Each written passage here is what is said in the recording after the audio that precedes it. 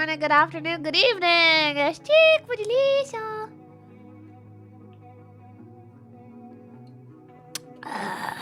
Your favorite worst nightmare sheep. How are you guys doing today? It's almost like I just saw you guys like, I don't know, like an hour ago. How are you feeling after the race today? How am I feeling after the race today? I'm feeling...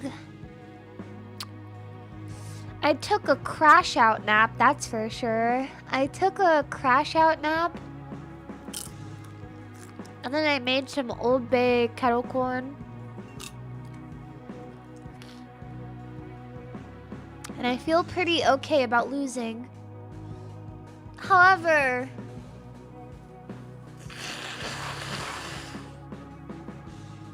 I'm filled with so much snot. I'm filled with so much snot. Did you guys end up watching the end of the race? No, I literally, like, I took a nap immediately after I ended the stream. I was like, I need a nap very bad.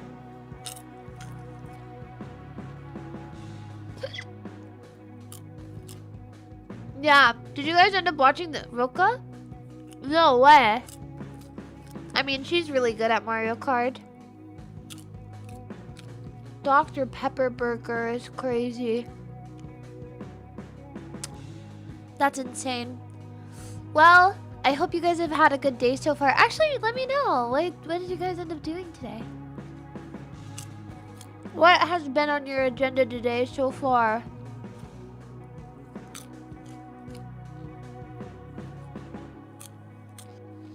No stress. Well, actually. Did I eat cheese before or after? I think I did have stressed cheese.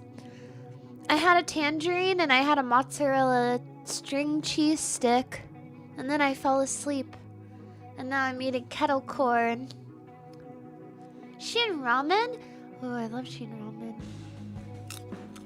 Karma shift basically all day. Oh my god. Been a slow day just playing Terraria? Ooh, you took a nap too? Literally same brain cell. An older woman was flirting with me at work and I got scared. Isn't that like the... What is it called? The age of 30 is in demand. That's what they say. That's what Yancha says. I thought everybody loved older women. Yancha says people love older women. Oh my god, Shin ramen! With mac and cheese mixed in, that's crazy.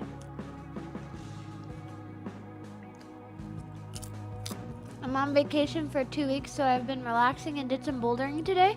That's awesome. What the hell? 30 isn't really old though. Not really. She ain't wrong, true. Hope for an unk like me. Oh, it's okay. Everybody will find love in Lisa Lisa retirement home. That's for sure. Today I mostly just raced. And then I took a nap. Well, I started my day off with like really weird sleep. And then I woke up. And then I went to Best Buy. And then I got a capture card from Best Buy, which was a freaking whole ass mission. But in order to reward myself for doing the Best Buy thing, I went to the coffee shop and I got a sweet coffee beverage. And then after that, I set up everything for the race, and then I raced and I lost. And then I took a nap, and then my consolation prize was a tangerine and a string cheese. And then I woke up and I made some kettle corn, which I have here with me, but I'm kind of done with it. I just made it and I already am done with it. I did my best. When we are as old as you are, we will live in your retirement home. As old as I am. I'm not even that old. I did do my best. Weather is finally comfy. Yes, I've been waiting for the weather to like calm down. Also, I'm gonna open up to my game in just a moment. We're only going through two more stories today. We're just gonna finish the beta kids today. We have Dave and Jade, which are my favorite characters. Yeah. Hello, Jade Harley. Sorry, Chikafuji Lisa. What's your god tier? That's a really good question. I think at the end of stream. No. Let's take a personality quiz.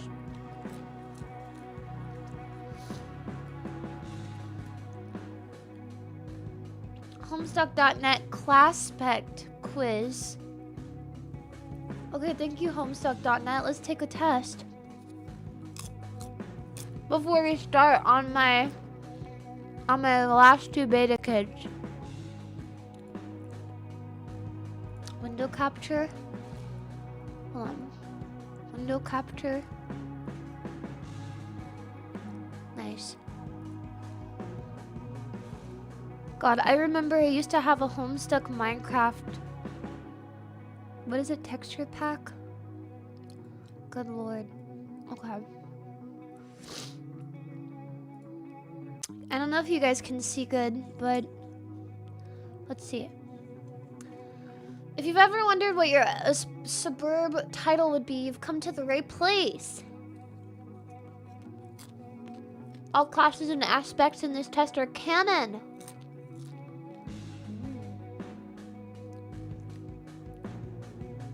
Okay. Would you be bothered if you got a class of the wrong gender? No, this question only determines what class you can get. Good lord. I would prefer to have a female gendered, but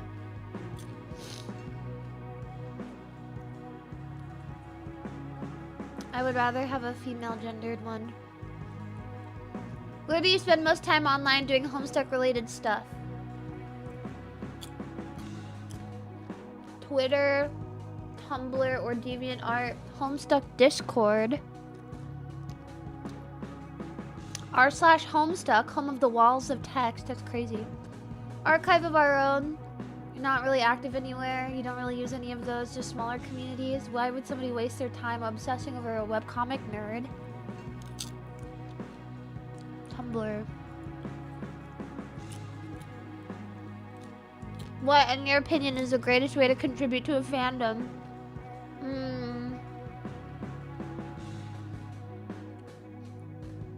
This is crazy.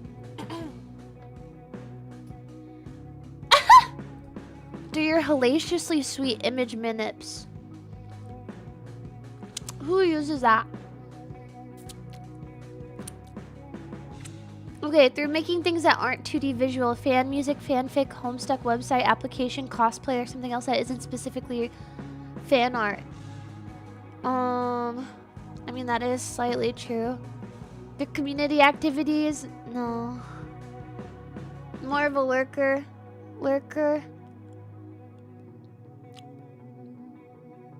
I would say through... I actually got sent pictures of my Homestuck cosplays yesterday from an old friend. It was quite embarrassing.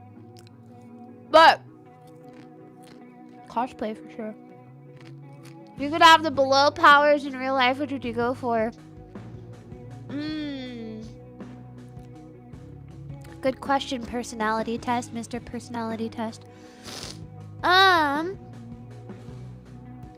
The answer options make me feel like kicking my feet in the air in like an embarrassed cute way, or in like a I'm cringing so hard I want to explode way.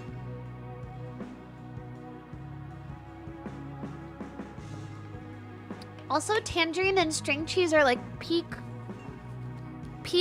hand eating snacks. What? Okay. Permanent young adulthood. Die from physical trauma, but otherwise you'd be a normal 25-year-old who always wanted to live forever. I'd be stuck being 25 years old forever. That's crazy. That would suck so bad. Invisibility, super smarts, technopath, manipulation of technology, telepathy, telekinesis, super speed, time travel,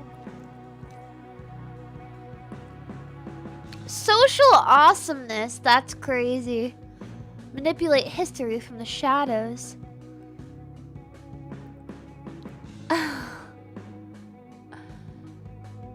Think of the doom scrolling you could do as a technopath. For real.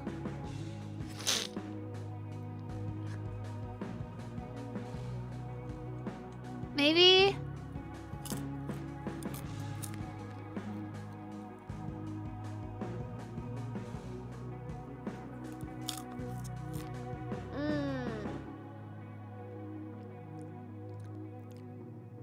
You're already socially awesome. Thank you. I think I would do either telepathy or like... I hate traveling, so maybe super speed. But invisibility sounds cool too.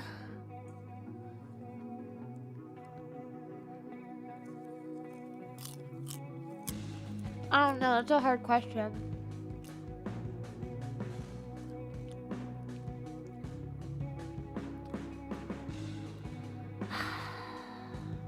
I think I'm gonna do telepathy.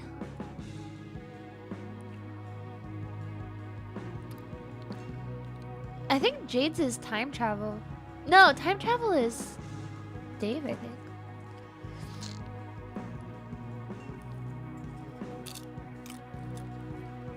Jade is space, David's time, yeah.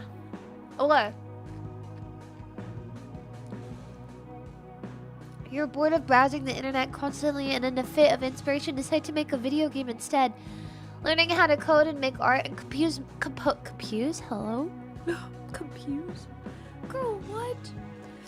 Compose music along the way if necessary. What kind of video game do you decide to make? Visual novel, turn-based strategy, adventure game, RPG, retro style, roguelike, sandbox, multiplayer competitive. You can't answer this question because you can't imagine yourself making anything more complex than click the square to win.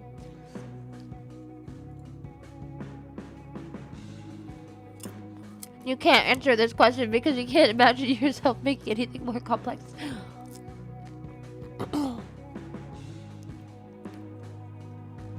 Yeah.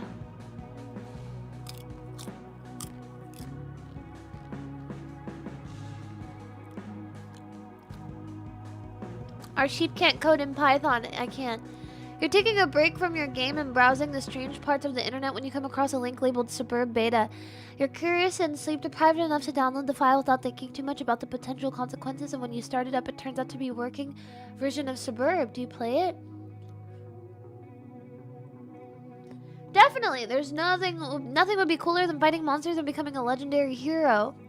No, because to be honest, there's no way you would survive. Definitely not. The chances of creating a new universe isn't worth causing the end of the world. Yes, because we love the idea of causing the end of the world. Sure, it's not like someone else is going to play and cause Armageddon if you don't. You only consider it if you knew the world was going to end soon. And no, because you care about your friends and family and you probably wouldn't be able to save all of them.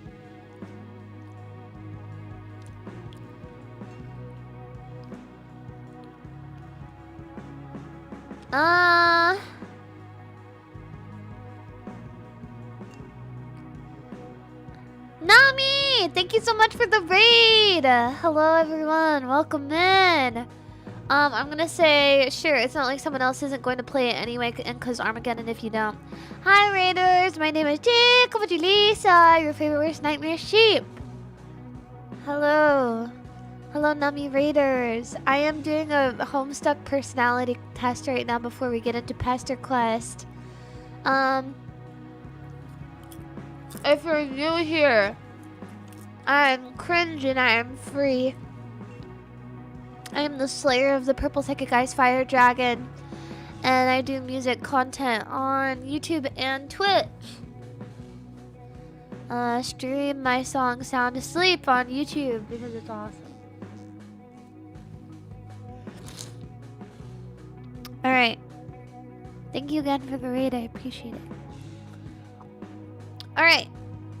Regardless of your choice, some other people decide to start their own session, dooming the Earth to a meteor apocalypse. Now you have to get some people together to enter the medium. Who would your ideal co-player and co-players be? People who are trained for dangerous situations? No one. Your internet friends, your real life buddies, probably just your best friend or romantic partner, your crush. ... As many people as you can possibly pull in.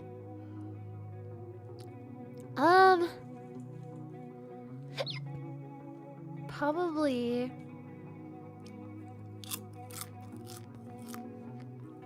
Well, I would pull in Yancha for sure. Yancha would protect me. She's very strong. But the thing is that does she at this point count as my internet buddy or my IRL buddy?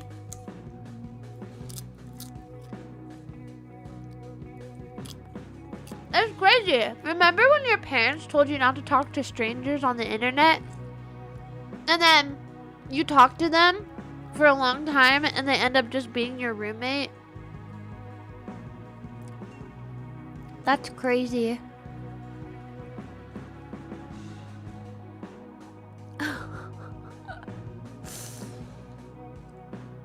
Anyway.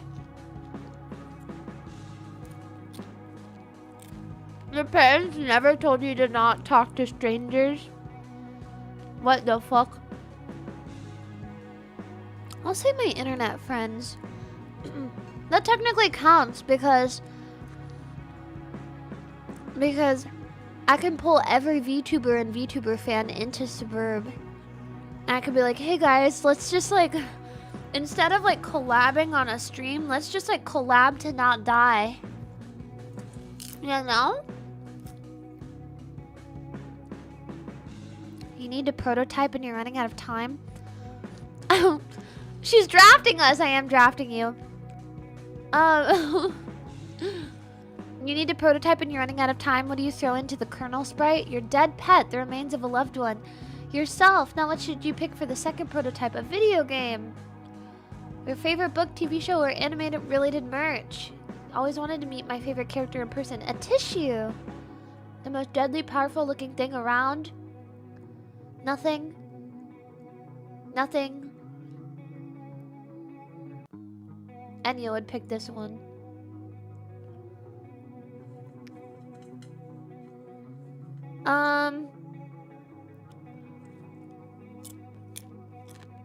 Maybe.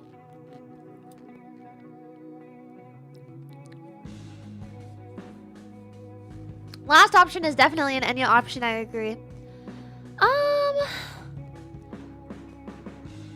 I feel like I would say, I'd say a favorite anime merch.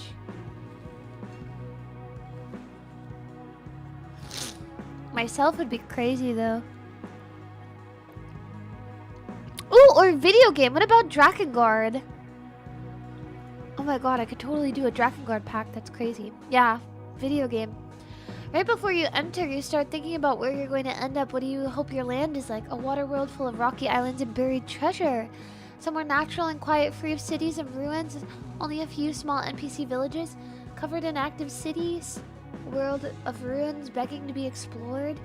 Trippy neon rainbow world. Dangerous world full of traps. You really don't care. I'd say natural and quiet. Natural and quiet.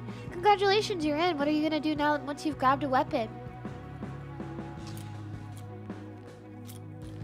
Ooh. The lands were one of the coolest aspects of Homestuck for sure, I agree. Alchemizing some random weapons and beating up larger enemies. Ignoring the game for a while and flying out to Durst Prospect. Political games are more interesting and productive than fighting monsters. Opening your computer and building everything. Leaving your house to explore your new land.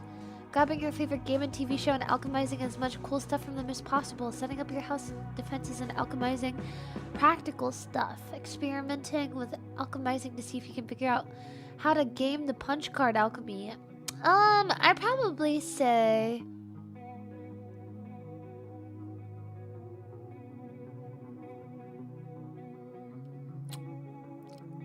I would say grabbing your favorite games and shows and alchemizing as much cool stuff from them as possible because I could get freaking 0 Drakengard sword. That would be sick. How many questions are there? Oh, 15.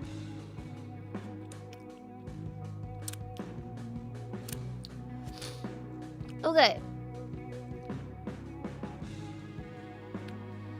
You've reached the first gate and you find yourself in a village full of insert favorite color here.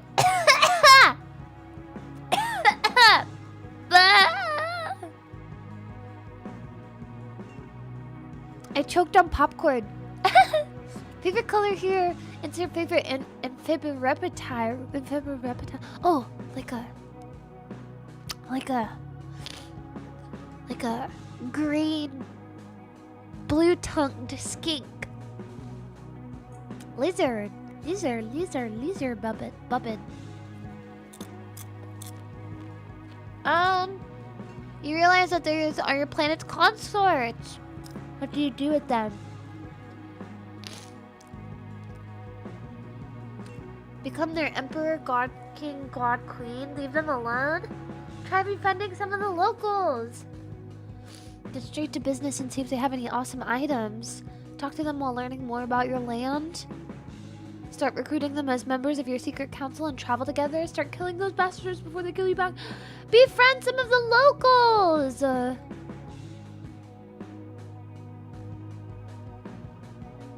want to befriend them. You're traveling your planet in search for a second gate. You can see it up ahead when a beefy Prospidian armed with pair of brass knuckles and fancy hat blocks your path. He looks angry. Try talking things over with him before things go too sour.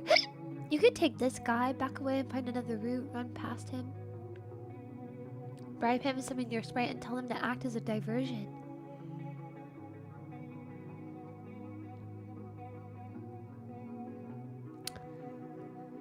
I would just give him the runaround. I'd just LeBron him. I would just LeBron him. You know, like a little pranky poo. Nothing crazy. He only has brass knuckles. Also, he's beefy. And I'm nimble. That's literally the opposite of each other. I could just juke him, yeah.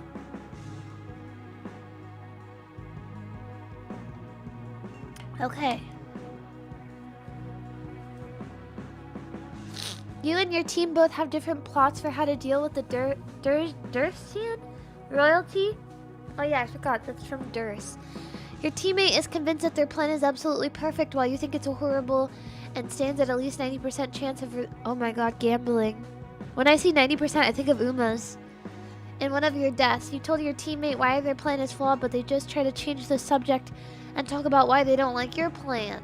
What? Stop them with force? Let them do what they like but refuse to help them out with their plan. Maybe you were in the wrong thinking the plan was shitty. I mean, if I know it's wrong, I feel like calling the rest of your team for support.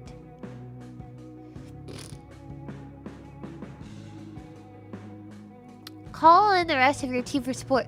Because if they're not agreeing with me and there's more people to decide democracy, boom. Boom.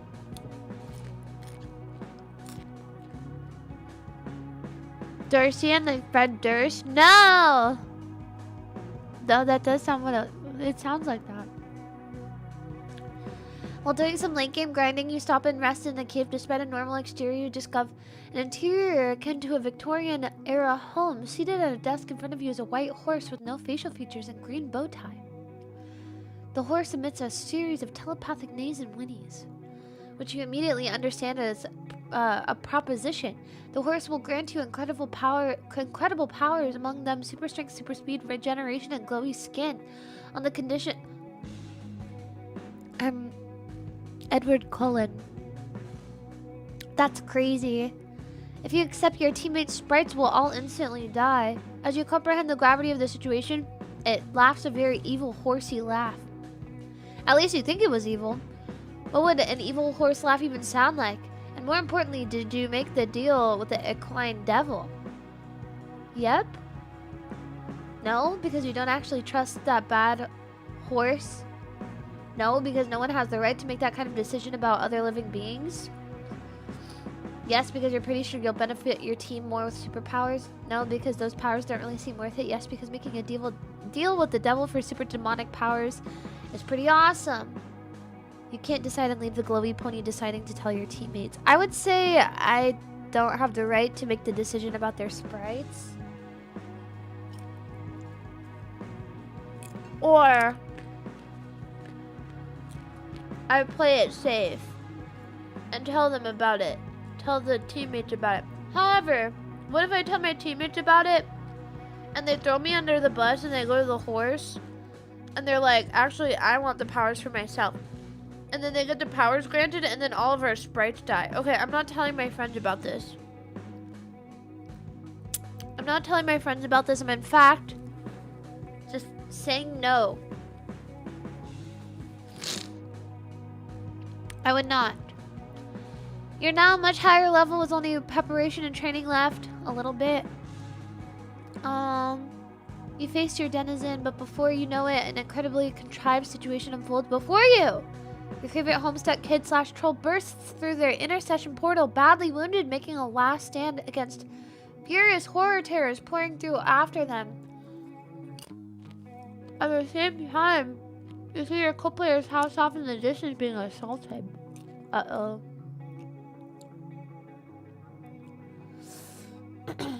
Your favorite character, you might miss your co-player, but the amount you'd gain from having a high-leveled void-hopping buddy on your side is much greater. What if we don't get along, though? Your co-player, they're your friend and you wouldn't let them die. Your co-player, you will lose the game without them, and the Homestuck out of nowhere seems like too convenient of a distraction. Your favorite character, you can never let them die in front of you. Let them both die and loot their corpses. That's crazy.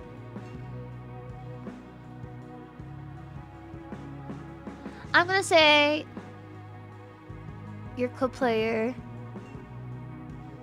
Your co-player, you'll lose the game without them, and the Homestuck out of nowhere seems like too convenient of a distraction for it to be not a trap. Loot Gremlin option funny. True. You beat the denizen and stop the reckoning. Now that you've made a new universe and achieved godhood, you're kind of bored and decide to mess around a bit. Through mysterious shenanigans involving a syndicator, a pumpkin... Oh my god, fucking references. Jesus Christ. You managed to temporarily become Andrew Hussie himself. You have total control of the comic for one day. Kill off all the characters you don't like for real. Don't do anything. Your OTP is now canon forever.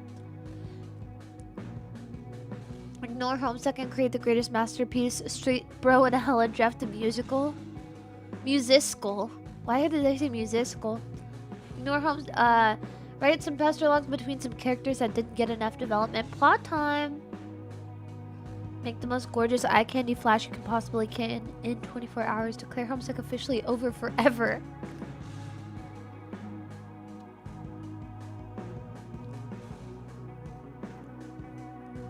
What the fuck?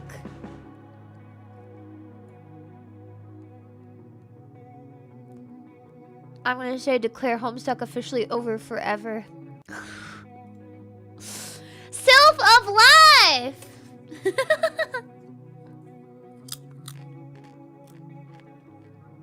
Self of life?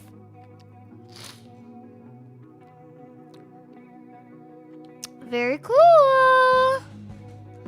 Sylphs are healers and bring health to teammates through the use of their aspect. They work best by interacting with others and often skilled in resolving conflicts. Life players can directly control life and the health of beings, while a benevolent life player might heal companions or benefit from powers of regeneration, a less friendly one could use their powers to shorten or even sever others' lifespans. Sylph of Life. Wait, what was Fairy? If I remember correctly, she was a life player as well.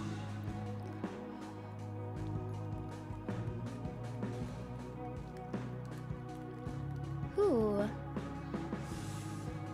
Ah, yeah. Maid of Life, Jane Crocker, Fairy. Oh, wow, wow, wow. Oh my goodness. It's crazy, I'm just a soft girl.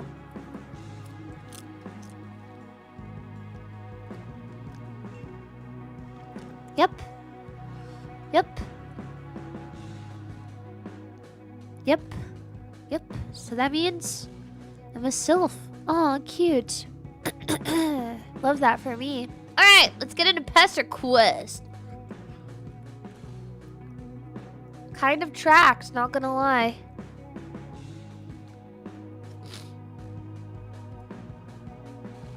Alright, okie dokie, artichoke, y'all.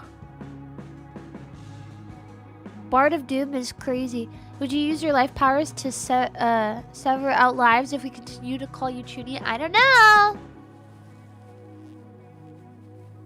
I don't know. Who's to say? Alright. Dun, dun, dun, dun, dun, dun. What the heck, you? Why is it so small? Alright. Are you able to see? Are you able to hear? It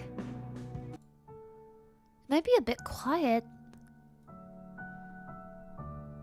I'm hoping it's not too quiet. Let me know if it is. La la la la. Volume good? Okay, cool.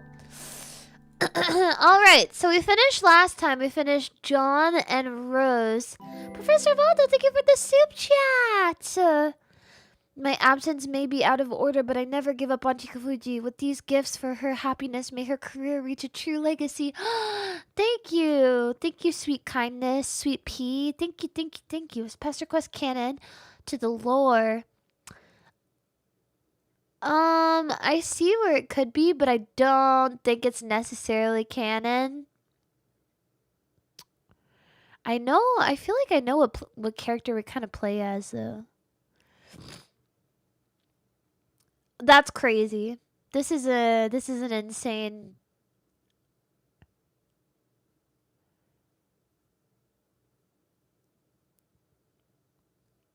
All right, let's get into volume 3. All right, let's be real. As much as you enjoy your new friends, they all seem a little lonely. Like maybe they don't have any friends besides the ones they talk to online. Is online friendship a reasonable alternative to a more traditional face-to-face friendship?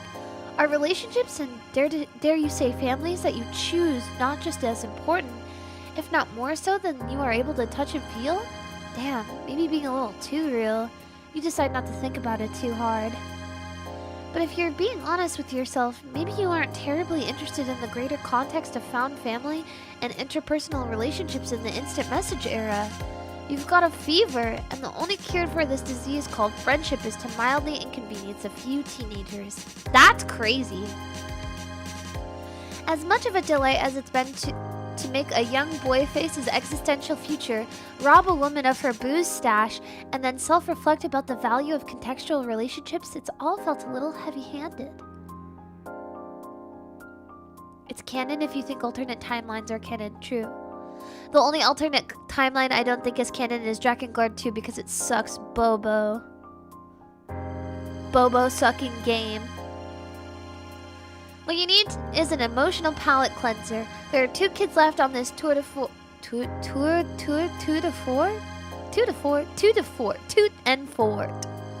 And both sound like they make exquisite friends. Time to go full on easy mode. You've heard so much about this damn guy. You feel like you've got this one in the goddamn bag. With confidence, you zap yourself onward. What am I looking at? Oh, you're already here. Whatever, here is. It's blistering hot. You not instantaneously regret your choice of apparel. Why did you instinctively put your hoodie back on over this robe, gown? You the mailman or male person? This must be Dave. Rose mentioned he talked a lot. As you start to explain, it becomes apparent he is having the conversation at you, not with you. Wow, it's unbelievably human. Person adjacent? Anyway, Egbert told me you'd show up eventually, which I never doubted for a second, since one of the core tenets of the United States Postal Service is that you visit 4 extremely specific and spread out teenagers while sweating all over yourself. Practically a crime to not be increasingly moist while out here delivering letters on the roof of a skyrise. He's so cool! Which, as you know, is the most effective and legal way to drop off the post. Clammier than a New England potluck and wandering around the roof. He's sassy! Sassy man apocalypse. Sassy man apocalypse with no package. It is actually really cool how much this kid seems to talk at you, but you're barely listening. Has the sun always been that red? You're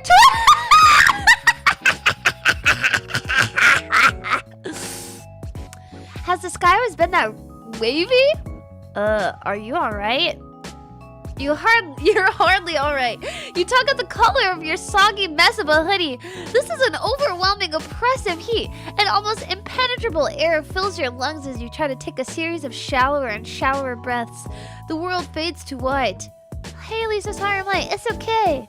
We just started. Fucking stupid bedroom. Heat stroke moment. Heat stroke simulator. When you wake up, you're sitting propped up on a cheap futon in front of a large television. A rough approximation of a person does an elaborate series of controlled falls, culminating in what you can only describe as skateboarding for assholes. On your left, Dave exists in a quantum state that is both somehow sitting and laying down, but also neither. With the precision of a Swiss watchmaker, he deftly presses a series of buttons that make awful Polygon Man on screen T-pose and fall face forward in the ground. Of course he people, I know!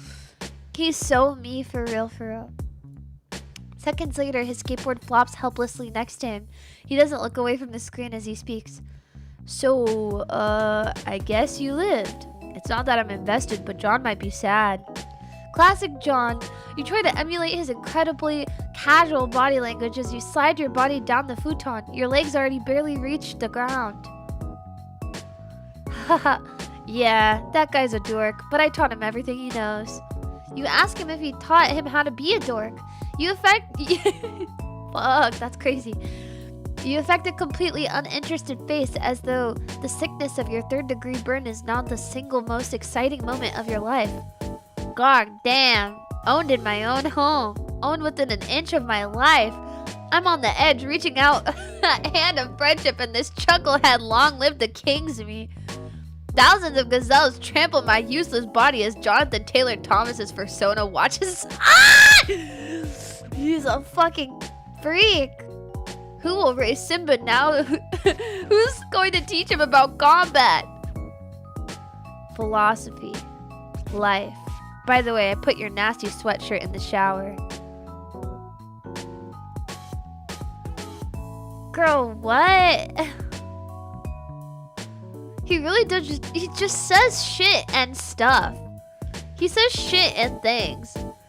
Dope, dope, dope, dope, dope, dope, dope, dope, dope, dope, dope, dope, dope, dope, dope, dope. I think I replied with 4 dopes.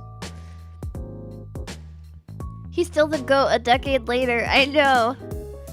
Dope, dope, dope, dope. You are definitely the sort of person who says dope often and casually. You tell him dopely that you are a person who is not caught up in the small details of decorum or personal propriety.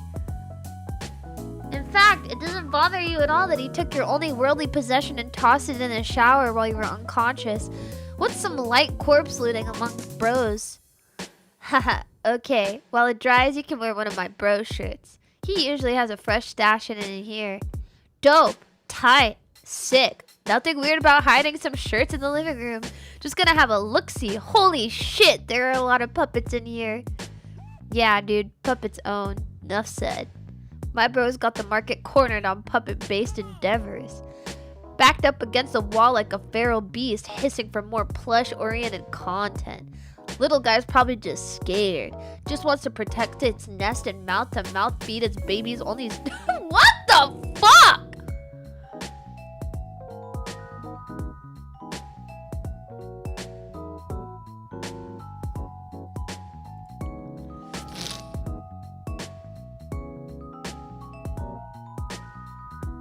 I forgot that he makes...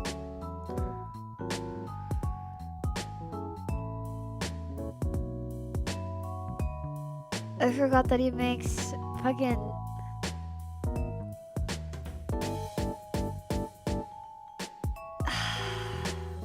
What the fuck does any of that mean?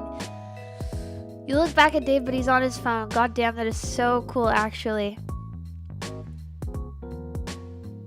I think that it's insanely funny introducing people who have never heard of Homestuck to Dave Strider in our Year of the Lord 2025, I agree. I thought he did like Muppet shows or something. Yeah, if only. There's something weird about this whole setup that you just can't put your finger on. For one, you can't seem to find, you know, honestly, I have an idea for like a more interesting manner of setting up this gaming screen, because I would really love to talk amongst my peer, being Dave Strider, that is. God, I forgot about she-ballers. I'm gonna switch you guys over. I'm gonna switch you guys over here for like 2 seconds. Hey, she-ballers. Wait, fuck! You can't even hear the background music. Shit. There we go. I'm not BRB'd. I'm just fixing my gaming screen. Okay. Hey, she-ballers.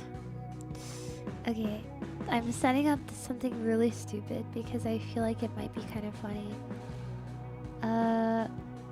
There we go. Oh god, this is so fucking dumb. Why am I like this?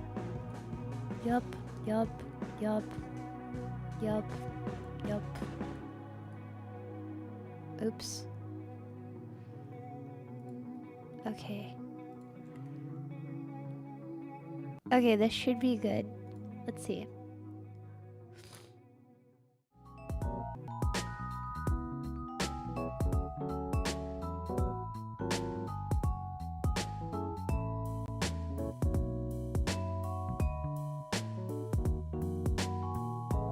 I forgot to transfer my mic over to my new scene. I'm like in the game. I put myself in the game.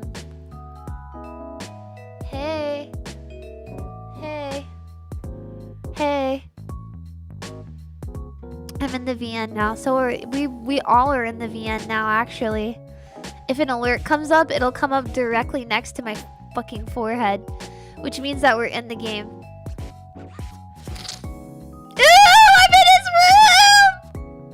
Ew, why is there puppets and weird shit everywhere? Okay. There's something weird about this whole setup that you just can't put your finger on. For one, you can't seem to find any secret shirts anywhere. It's all just puppets and plushes and DJ equipment. Oh my... Yeah, with my bro, you have to think of the potential for ironic payoff. That guy's always one step ahead. Just when you think you've got something figured out, it was all just some trap to make you think you've gotten his goat. Gotten his goat? What? But that goat is long gone. Makes you think maybe there never was a goat. Maybe it was some other barnyard animal all along. You've been duped into looking for a goat like some dumb asshole. Dude, he's just yapping. He's just fucking yapping. He's like the OG rage baiter. I feel fucking rage baited. Like, shut up. Dude, what is bro yapping about? Or maybe the goat gets you really subvert the whole... Oh, makes you really subvert the whole thing. Imagine getting into an argument with him. I don't even know, dude. I don't want to even think about it. I don't want to think about getting into an argument with this man because it pisses me off. Genuinely. Honestly. I get it, on God. You take a second to wonder if he really is using the term ironic correctly in this instance. By dictionary definition, yes, a goat getting you is the opposite of how the situation should go. Thank God you settled that. As you are about to reassure Dave that this joke tracks, you catch some movement in the corner of your eye. Was that a camera?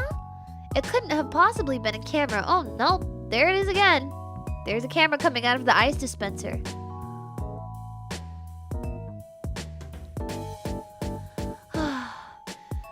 What is it? Why is there fireworks in the sink? Why is there fireworks in the sink? It whirs softly as you approach, its mechanical eye trained on you. How long has this been watching? Is this Dave's? You lean in to take a look, but your foot catches on something. You fall flat on your face. Blah! Dave seems too engrossed in the conversation he's having on his phone to pay you much mind, occasionally mumbling something out loud a few times before presumably typing it out. You search for whatever it was that made you beef it so royally. You know, beef it, like fall down. That is a real phrase that humans say. A small tripwire stand taut a few inches off the ground. You must not have disturbed it enough to set off whatever contraption it's attached to, apparently. Oh yeah, sometimes there's more of a psych out. You think, oh, fuck me, I definitely beefed it, which is a phrase that is real. You sit there waiting on bated breath, prepared to make fuck deep and velvety...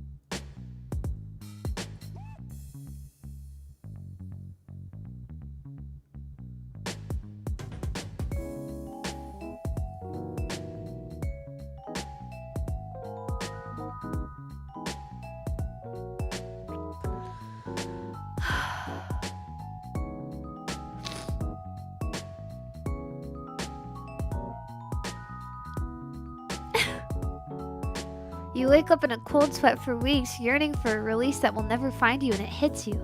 You've been fucking bamboozled by the master yet again.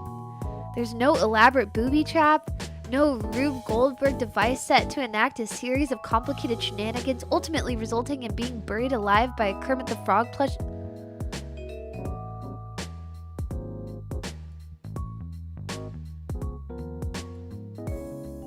Beautiful, really. Damn, bro, you live like this? Damn, bro, you live like this? What the fuck? What the fuck? What the fuck? What the fuck? This is like talking to Enya. Oh my god, I just realized this is male Enya. This is just male Enya.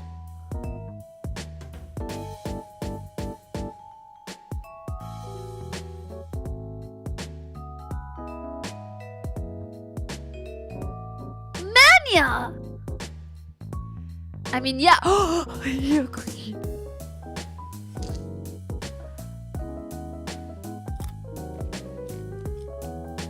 Is this the Homestuck equivalent of a performative male? No, because he's not. He's not even trying to appeal to the female gaze. That's the point of a performative man. He reads feminist literature. He drinks matcha latte. He listens to Clairo and Phoebe Bridgers, and he wears soft boy outfit with the Vivienne Westwood pearl necklace. and perchance a dangly earring to appeal to the female gaze. So in fact, he is the opposite of performative male. He's a non-performative male who appeals to the male gaze, which is mall katanas, fireworks, sexually explicit puppets, and skateboarding, and irony.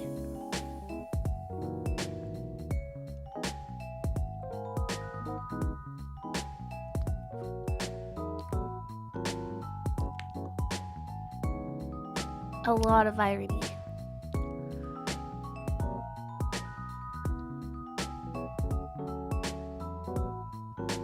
No, Lisa Merch, so this isn't very appealing to the male gaze. I guess not. Heels never even met the ground. A prima ballerina with a head full of dreams and nothing to lose. God's gift to Plies ripping a straight, tasty tour en l'air for my adoring fans. They go apeshit for this sort of thing, but it's just another day in the life for... Dude, shut the fuck up. Do you have anything better to do than just like yap it, just talking? Haven't fallen for a trap like that since I was a baby. Drained. Real rookie mistake, mailman. Looking tired, maybe. Drained. Dude. He's a drain ganger! Oh my god, he likes drain gang. Lisa, isn't that what you do? Yap and talk? Lisa, this is what you wanted. Is this what I wanted? I don't remember him being this insufferable. Is he mumble rapping at you? This is the greatest day of your life. Got. Puppet loves. King Striders drops. Ill as fires, cause heavy is the crown. Rhyming puppet with puppet. Call that puppet rhymes. Killing all the ventriloquists. Puppet on puppet cry.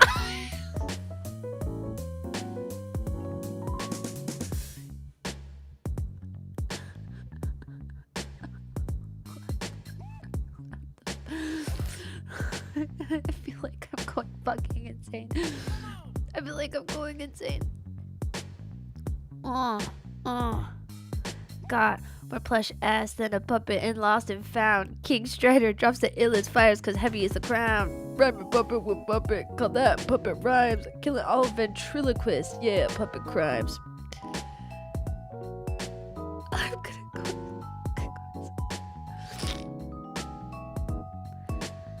He raps, he yaps, he's freaky, he's literally male Enya. I know, he's Menya.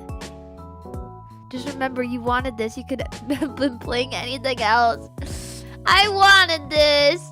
He goes on like this for some time for what could be described as, with what could be described as bars of a similar caliber. The narrative focus shifts to your inner thoughts of necessity because it turns out writing raps is really hard. He isn't exactly great, but you're really not a rap expert despite what your social media opinions might imply. Unless you count Hatch to Dance, which, of course you do. I win at you. Wait, what does that mean? Why did you think that? The whole scenario feels a little weird and familiar to you. All of these kids feel familiar to you. You learn something new about Dave and you feel like you already sort of know it. You can't place it. Despite having met Dave no less than half an hour ago, something feels just... And he's just out here. Look at him. He's still fucking rapping to himself. Not a care in the world. He doesn't give a fuck about me. He doesn't give a fuck about me. I'm just inner monologuing like a Dexter monologue. Like, I'm staring off into space while he's just like... Yeah. Puppet on puppet crime. Puppet on puppet crime. And I'm sitting here like having a fucking existential crisis about what the hell this man is doing. I often wonder what are men doing. Little do I know, I guess they're just mumble rapping. Can you stop beatboxing? I'm dying. Something about his actions feels so performative in nature. Like he's pantomiming in front of an audience.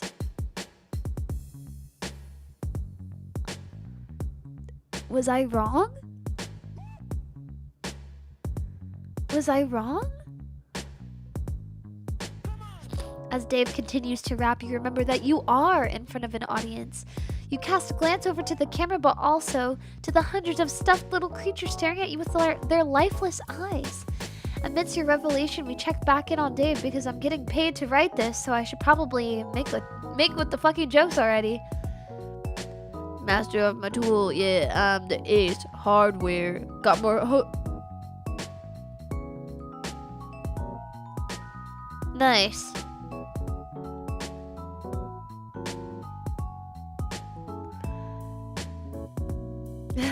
Yard care. Yard care. Yard care. The chaotic and surreal energy of this scene sends a shock of nervous energy down your spine. You feel alarmingly nude without the comfort and familiar warmth of your sweater. There is something about it that grounded you, something that felt like home. Dave concludes his masterpiece with an elaborate series of yeahs and ahs just as you see the camera turn away from him ever so slightly to focus on something else before retreating back into the ice dispenser. It almost makes it look a little bashful. It's kind of adorable, actually. Despite the fanfic you've written in your head about a cool kid and his new best robot friend, the reality of the situation sets in. You have yet to make friends with this character, and it all has kind of felt surreal and weird to you. Maybe it's time to zap back and hard reset this continuity to try again. What does that mean? Feels like I'm missing an important part of the puzzle here. Oh, did he hear that? How does that work exactly? Sometimes you just narrate what you're thinking. Kind of a baller move. Baller move. Wait, okay. You're done talking about freaky shit. There we go.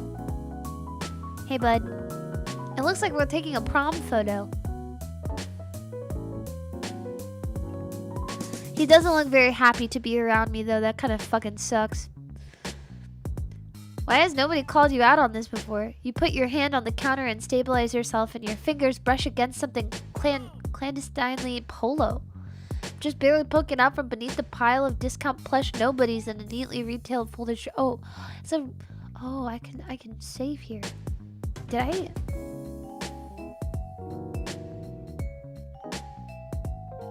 Do I wear the shirt? I'm feeling like I don't really want to wear the shirt. He looks like he belongs in Scott Pilgrim. That sounds about right. I don't know. Do we wear the shirt? Do we not wear the shirt? I feel like the shirt is another I feel like I should wear the shirt.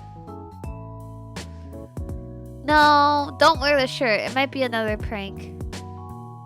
Can't believe Lisa's taste in men has improved so much. Congratulations.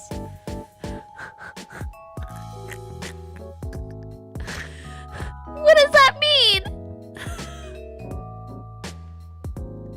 What does that mean?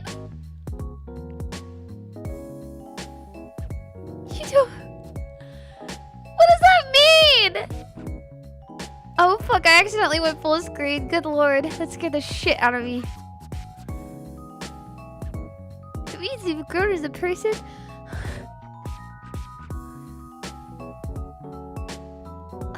Wear his shirt? Obviously you are going to put the shirt on. You don't want to be the only one not wearing a cool shirt. Do you need some privacy? Yes! Please. Not sure where one layer of you ends and another begins. Doubt the audience cares. What? True, that's how I feel. Wait.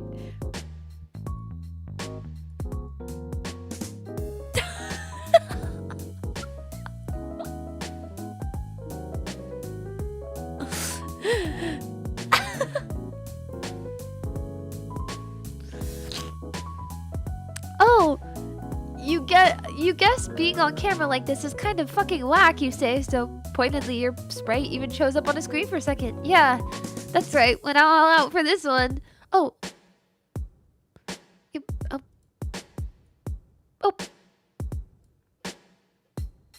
I thought I would be on here for longer. Guess not. Happens to the best of us. Okay. This feels like, I feel like I'm in a collab right now. This look is like what collabs look like. Am I collabing?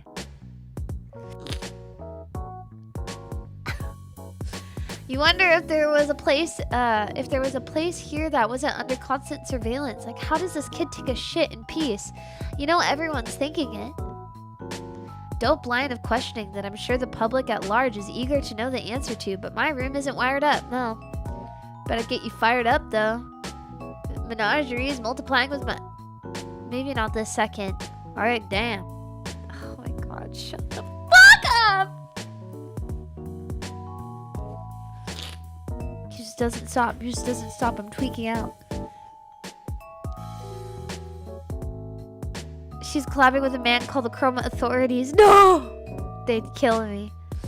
You accompany Dave down the hallway to his room. You hear the shower on as you pass the bathroom, and you peek in to see your hoodie, a nice gown on the tile, while being uselessly wetted by a low-pressure stream.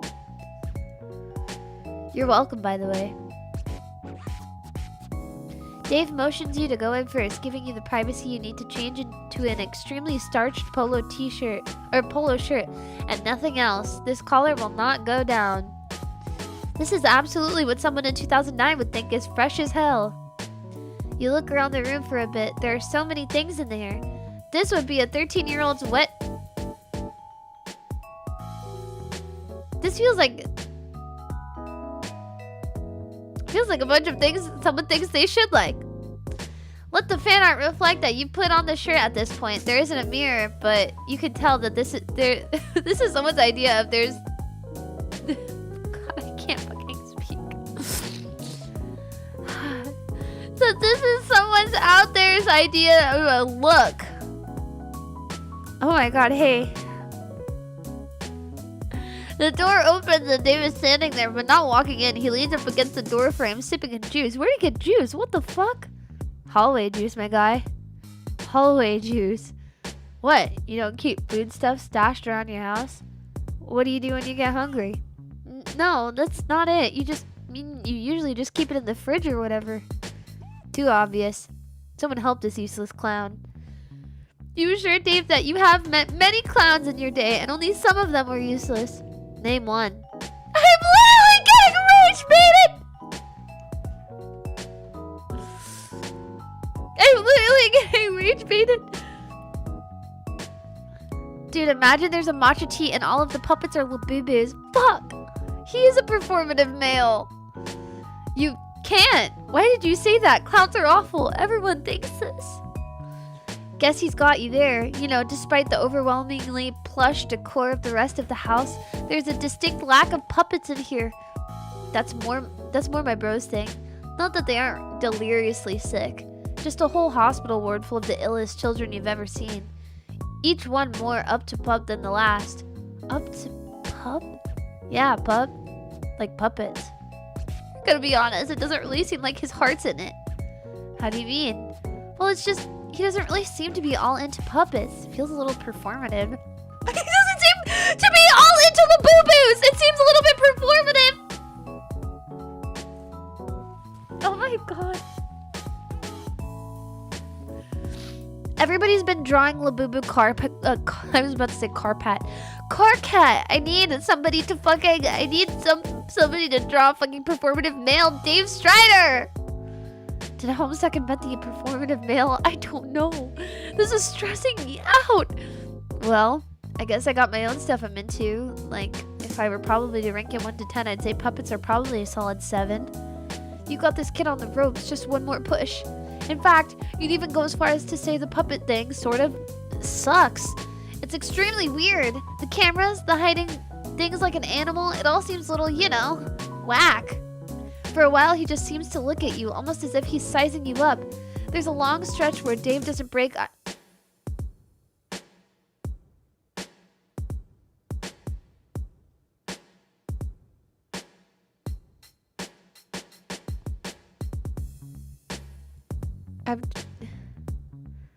I just realized that I was tweaking out because I realized that my monitor is on for my game capture. It was doubled. It was doubled.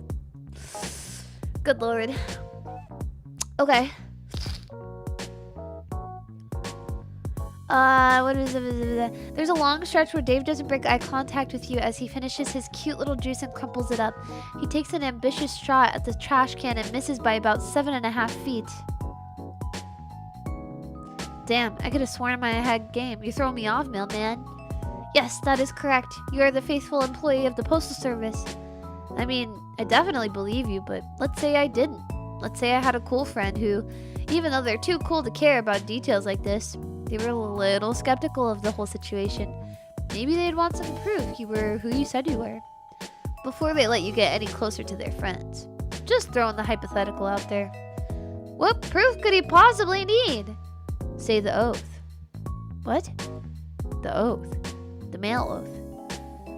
Look, the thing about that is, I mean, unless you aren't really a mailman. Behind his sunglasses, Dave's eyes shift ever so slightly to what you might describe in a less immediately harrowing situation as a moderately priced-looking mall katana mounted to his wall. You realize that maybe now isn't the best time to come clean about your impeccable ruse. You can't believe you have managed to put yourself into mortal peril yet again. You wordlessly chuckle and shake your head. Oh, the situations you get yourself into. Ha ha! Dave, not privy to your private thoughts for once, looks on. Why, of course you can recite the mailman oath, you say with a confidence that is as misplaced as it is unfounded. Performative mail and fake mailman, it all comes full circle, I agree. You perk up. Now is your time to shine. Maybe it's a pop collar, but you are feeling good about this one. You got this. You have lied to tons of kids. What? Oh, this sounds so bad. One more and it will be smooth sailing from here on out. You open your mouth and there's a brief moment where everything feels like it's going to be okay. You immediately start sobbing and crumple into a disgusting mess on the floor. Oh, fuck. Wow, okay. Jesus Christ. You're not a real mailman. You never were. You don't even have a real mailman outfit. You're a fraud. You don't even know how much stamps cost. Oh my god. Jesus, just okay. It's gonna be alright. Dave squats down next to your deflated body and pats you a little awkwardly on what he assumes is your shoulder. You say you're sorry you tricked him. You just wanted to impress him because John said he was so cool. It's, the cry typing, I know. It's fine, I guess? Fuck, dude. Get a hold of yourself. He tries to get up, but you're desperately clinging to his shirt, confessing everything, confessing to made-up crimes you didn't even commit. Look, my guy, we all make mistakes. Please stop whatever this is. I'm pretty sure you're harmless, and I don't think you actually killed anyone with your ass, or were even accessory to burning down an alien mall or whatever insane shit you just said. Yeah, you kinda got caught up in the moment and just started making up shit. You asked David if he's mad at you. Nah, dude, get up. Dave helps you back to your feet. He's a rage baiter, but he's a nice guy. He's a nice guy. You come clean in an only slightly more controlled and dignified way this time. You explain how there are huge gaps in your memory and that you somehow ended up with these abilities that let you traverse space-time and sometimes even reality itself. Lisa is 4 letters. That's Beta Alpha Kid name length. Ooh. Hehehe. Rage Baiter with a heart of gold, true. Dave doesn't say much for a change and it doesn't seem like he's listening at first, but you think maybe he just has one of those faces. Let me get this straight. One day you just appeared in a suburb. No memories except that you have some mysterious teleportation power. You dig through some unsuspecting chump's mail looking for clues, and through some ridiculous universal happenstance, you just so happen to stumble upon the most gullible fucking dork in the universe. Befriend him. Also, I'm there via text. Egbert gives you a list of friends to visit. Out of all the choices available to you, myself included, and you go see Rose first? Rose fucking Lalonde? Even though we built up such a good rapport when I told John you weren't a real mailman? Called it, by the way. Your first instinct is to visit the most heavy-handed of all of us for some light kinship? A power move, I guess. Mailmen out here wave dashing for friendships. Can't even spare a neutral A for real. Real old Strider, huh? Won't even back into a corner and spam your range attack for the D-Man. The D-Man is crazy! Tragedy in 2 acts. Both acts are titled Betrayal. I can't believe you're getting mocked by Dave Homestuck. Fuck, man. I just wanted to be a mailman. You definitely understand what is being said and absolutely don't have to ask your friends what some cool video game words are. You are 100% not pulling the boldest. How do you do, fellow?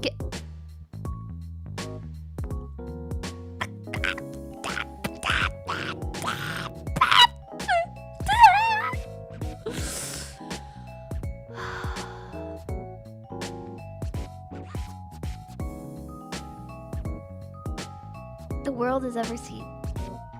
Besides, is that really the thing to be focusing on right now? You fucking wound me, mailman. Of course it is. Nothing is more important to me than this. They say I'm important to you? Really? Honestly? Truly? You mean that? Those are Smash Bros words? You're getting mocked by a guy that plays Smash Bros? What the fuck, man? God damn it. Of course I am. They say that most humans are only... I'm trying to do my guy voice too. They say that most humans only use 10% of their brain. That's because I'm using 90% of it to think, how dare you? So anyway, you can really go anywhere. See anybody you want. Sounds nice. Dude, he's... Why is he being such a fucking girl right now? I don't care. I don't care. I don't care what you do. I don't care if you see like Rosalind burst. What? It was the course of action. It was what the volumes were put in order. You expect me to skip straight to him? How am I supposed to do that? Things are in order for a reason. There's rules for a reason. And I go and why would I skip? Why would I skip? For all but a moment, the act drops and you see the corners of his mouth tighten a little. The fading afternoon light filters through his sunglasses at just enough of an angle to see his eyes shift ever so slightly towards the window. These subtle movements would surely be lost on most. If you weren't so focused on trying to read him, or even just slightly further away, you may have missed it yourself. There was almost a loneliness in his voice. It must be hard to live here by yourself, so far away from the people who care about you. It's possible that you have been so focused on trying to blindly make friends that you've forgotten that in front of you is a real living person. You can't help but wonder if there is something you can do. You said you can take people with you, right? Like, if you could teleport John around, would that work with anybody? This is it. The path to this kid's heart is clear as day. Fuck what you just said now. That friendship juice is so close you can practically fucking taste it! You try not to look excited, affecting Dave's cool persona, as you say, fuck yeah! You can take people with you. You scope out your fingernails before some... Oh, because for some reason that is what you do when you're acting cool. Oh, I see. Like the... Yeah, okay. Okay, I understand the movement. This works to the full extent, and it can coming from someone who not only but 7 minutes and 32 seconds earlier was rolling around on the floor damp in their own tears. Did you have some place in mind? Yeah, I mean, I got some ideas I can bounce off of you, I guess. How do you feel about... Shh. With a swift finger to his mouth, you cut him off. He doesn't seem to like that very much, but you still consider it a successful maneuver. There's no need for words between friends. You know just where he wants to go. Just think really hard about it. Think about where you want to be, Dave. Think about what is important to you. Think about what you really want. It will be more magical this way. Friendship is magic after...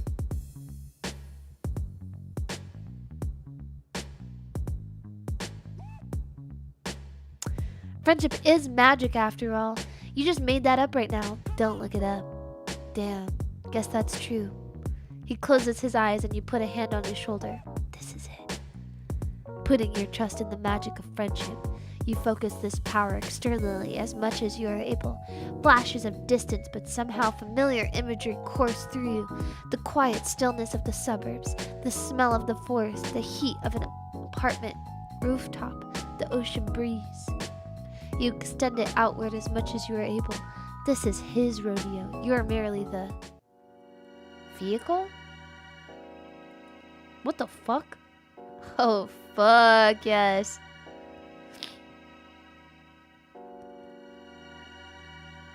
He's a Brony and a Smash player? That room probably reeks. Oh my god, you're right.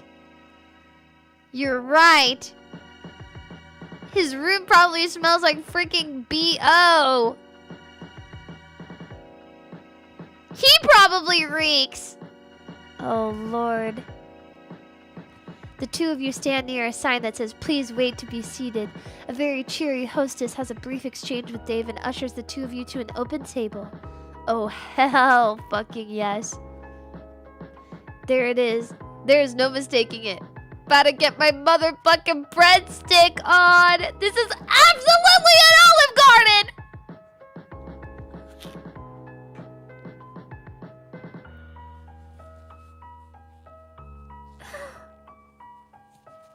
I can't even lie. I would want to go to Olive Garden too. Fuck, yes it is. When you're here, you're family, dog. I could kill myself. While you're still new to this, you can't really seem to detect any irony in his voice. You thought for sure he'd want to go see his friends. You thought you had him figured out. First and last mistake, mailman. But you'll learn. I'm a mystery. Got that history. Fuck with the plot, my flow so hot they leave you looking blistery. Racially ambiguous. What? My rhymes continue. What the fuck? Go, white boy, go! Go, white boy, go! At the OG with my homie where the breadsticks are continuous. You know what the fuck?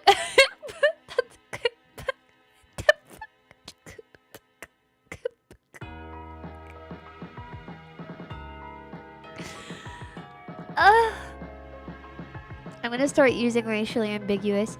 You know what? Fuck it. You just let him go for a while. You don't even know if the last one rhymed, but fuck if you aren't charmed by this little bastard. You lean back in your chair and just absorb it all, sitting in the worst restaurant imaginable with your new rapping friend, while the other patrons do their best to ignore his incredible rhymes. After a short while, Dave abruptly stops freestyling and you open your eyes. Oh fuck, you know what time it is? No, your sprite doesn't have a watch drawn on it. It's breadstick 30. No watch necessary!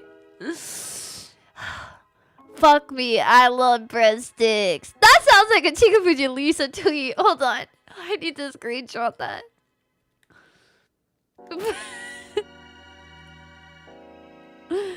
Oh my god. I'm just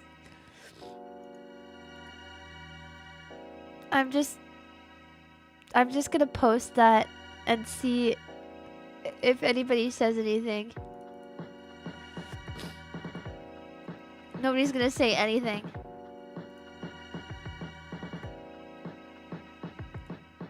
Nobody's gonna say anything. Post it, no context. I did just post it on Twitter.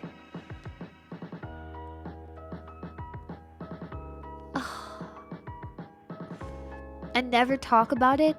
There's a very real and hidden character trait that nobody knows about me. Hi, Anta!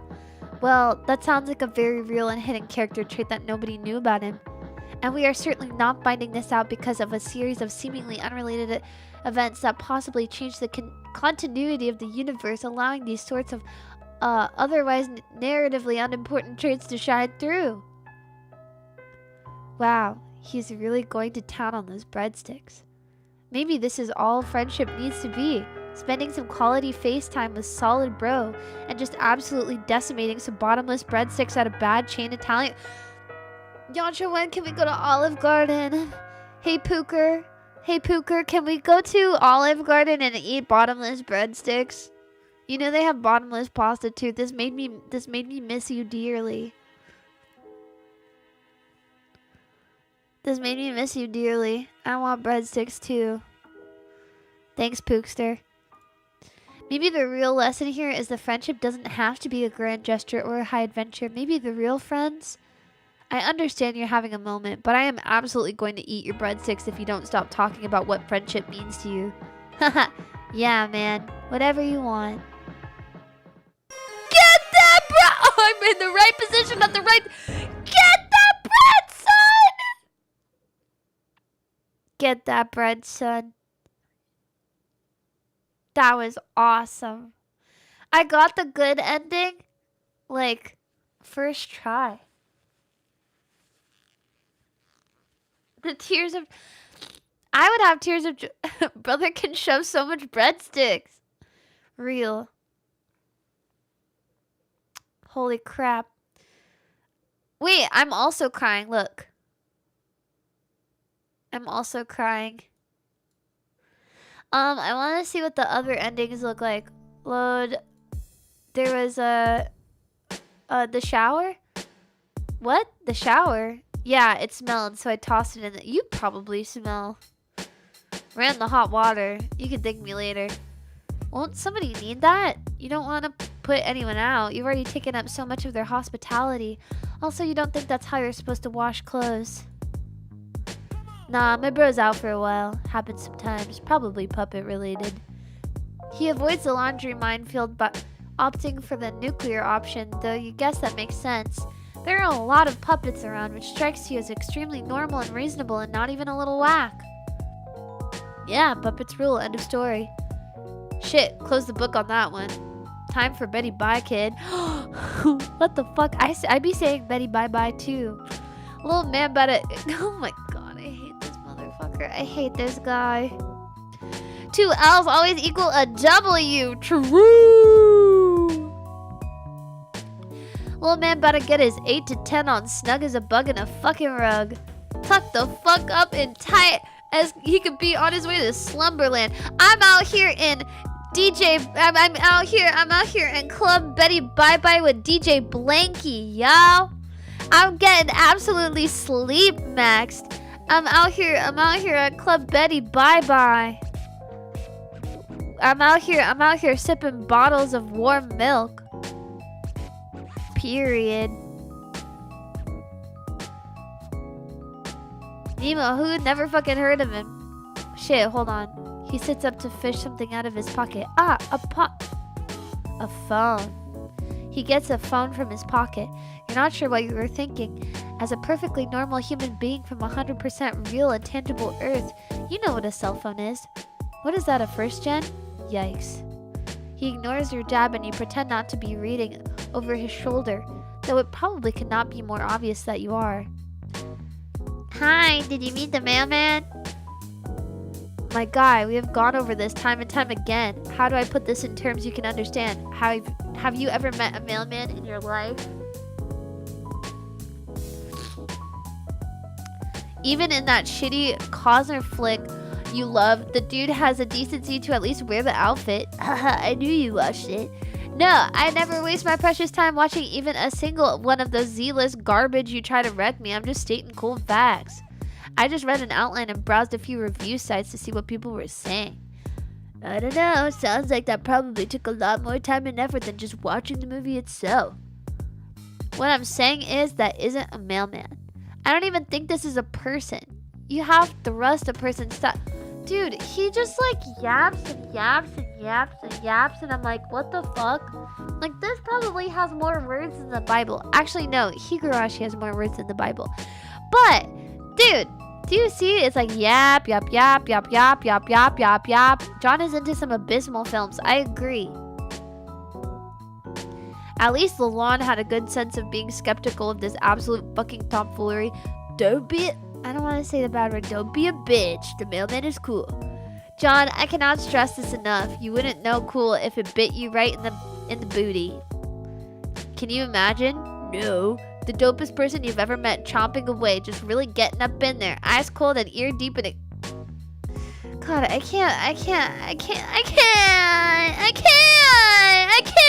I'm getting baited. I'm getting rage baited.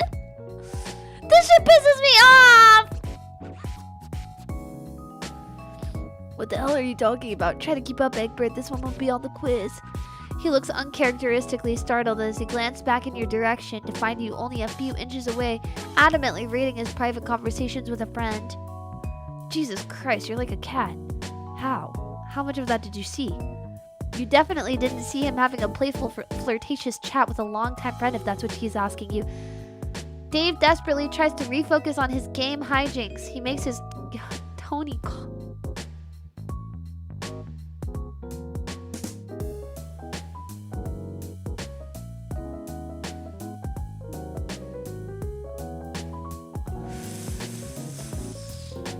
Yeah. There's nothing at all flirtatious about two bros just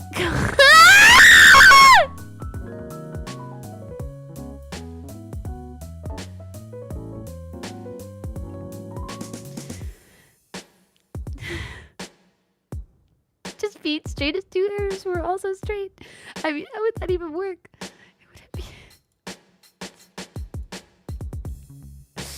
You're very sure that it is okay to be honest about his feelings. You're not here to judge him. John seems very nice. They would be cute together. Together? Like how? No, don't tell me. I actually don't even give a single shit about this line of thought.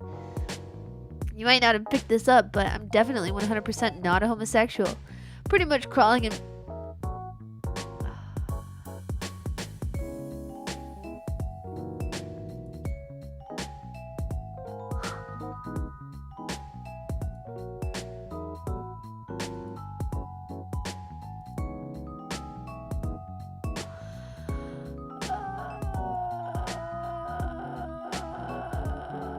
The utter astonishment you feel at this earth-shattering revelation sends your consciousness for a spin, but you manage to steel yourself. This isn't your first tough customer. You tell Dave that... What the fuck?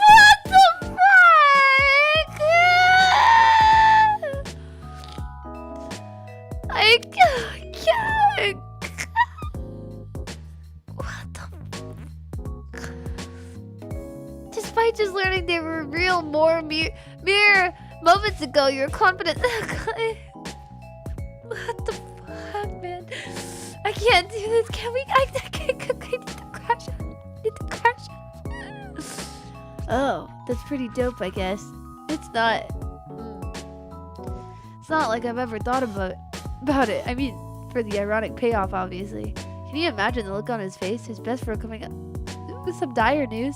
I look at him with red eyes and tears as I put a hand on his shoulder and say, John, not to alarm you, but I'm gay. Now your clueless dipshit wiles have finally won me over. No, that sucks. His speech has become even quicker than normal as he stands paced frantically, abandoning poor Tony. Lisa, you can open up Zuma and pinball. Nobody would be upset. I mean, and this is purely hypothetical. He's freaking out. He's freaking out. He's freaking out. This is purely hypothetical. If I liked anyone. Which I don't on account of being too fucking smooth and to tie myself down. It would probably be another one of my friends. You don't know her. She's not from around here. So that basically means I can't have a thing. For John! Case closed! By unanimous decision, the jury finds it in favor of the defendant. Me! It may seem like... Oh my god.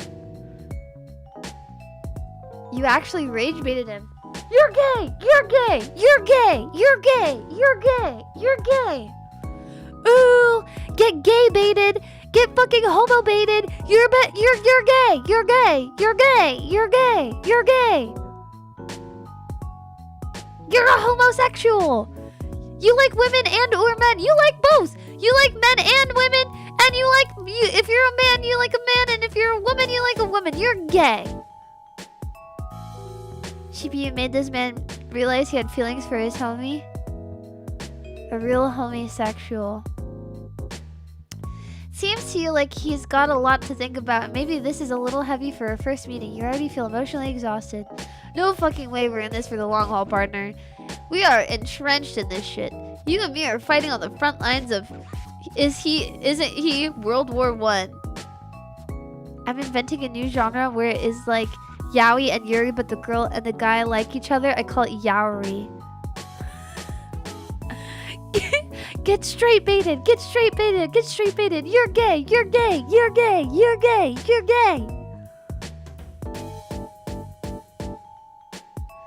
troops are spilling over in the embankment armed to the teeth with various literature and pamphlets. I'm already learning so much about myself. Oh, is that good? The enemy is at the gates of my sexuality and our air support is nowhere to be seen.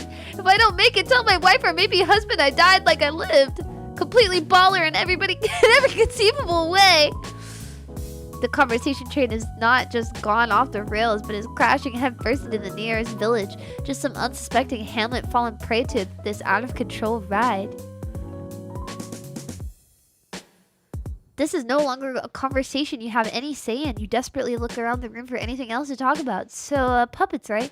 Oh, no. You fucked up, mailman. You opened the floodgates to introspection.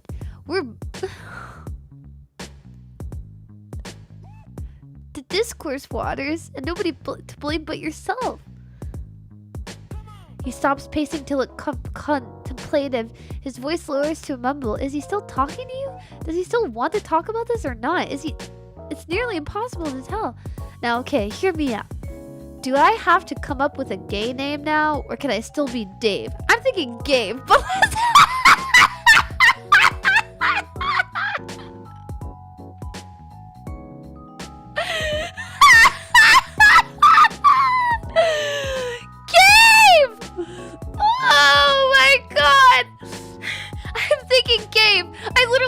goosebumps on my arm. But let's not kid ourselves. That's an amateur choice. Obviously, my full title would be Game Stride. Ah! Chills, bro, chills.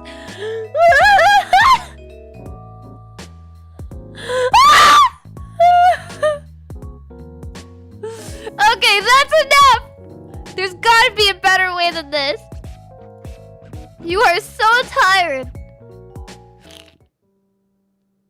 Oh my god, get me out of here.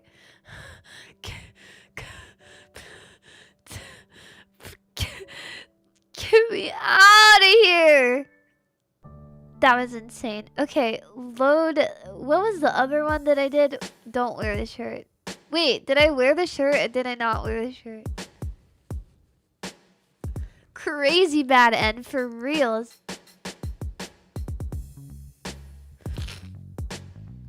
So, there was definitely a bad end to that one.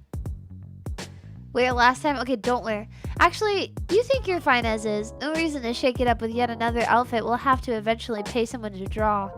Let's take a second. Reel it in for a little bit. What the fuck is going on here?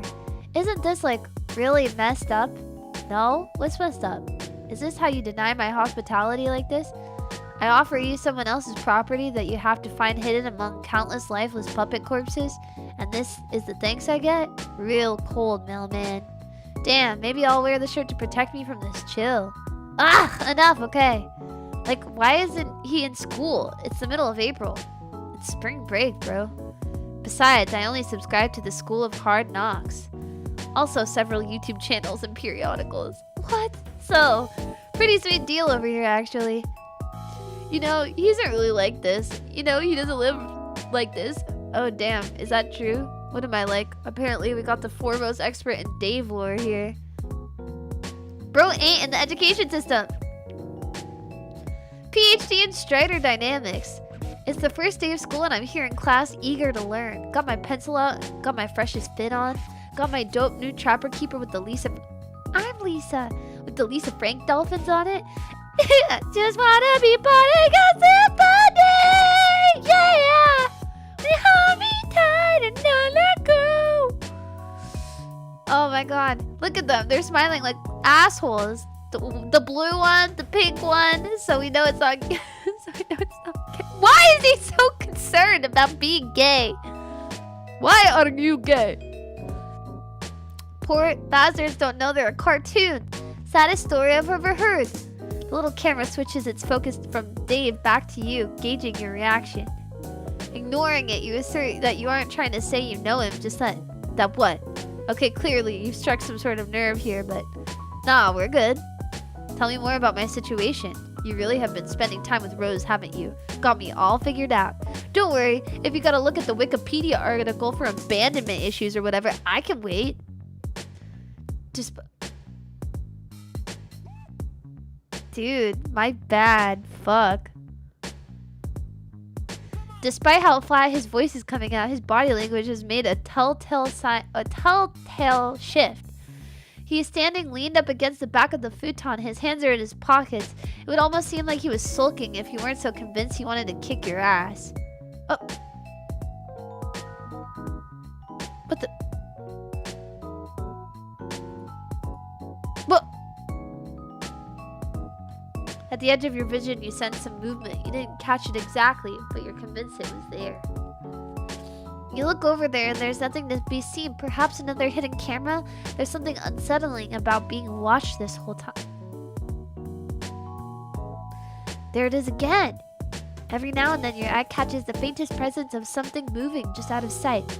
Like the whole place feels like it's faintly shifting around. Amid scanning the room,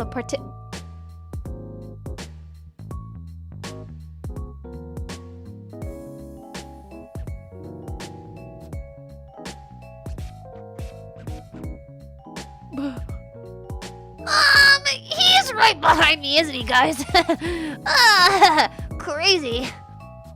Amid scanning the room, a particularly fucked up looking puppet catches your attention. These little shits are everywhere, but this awful little man's stare stops your heart just for a moment.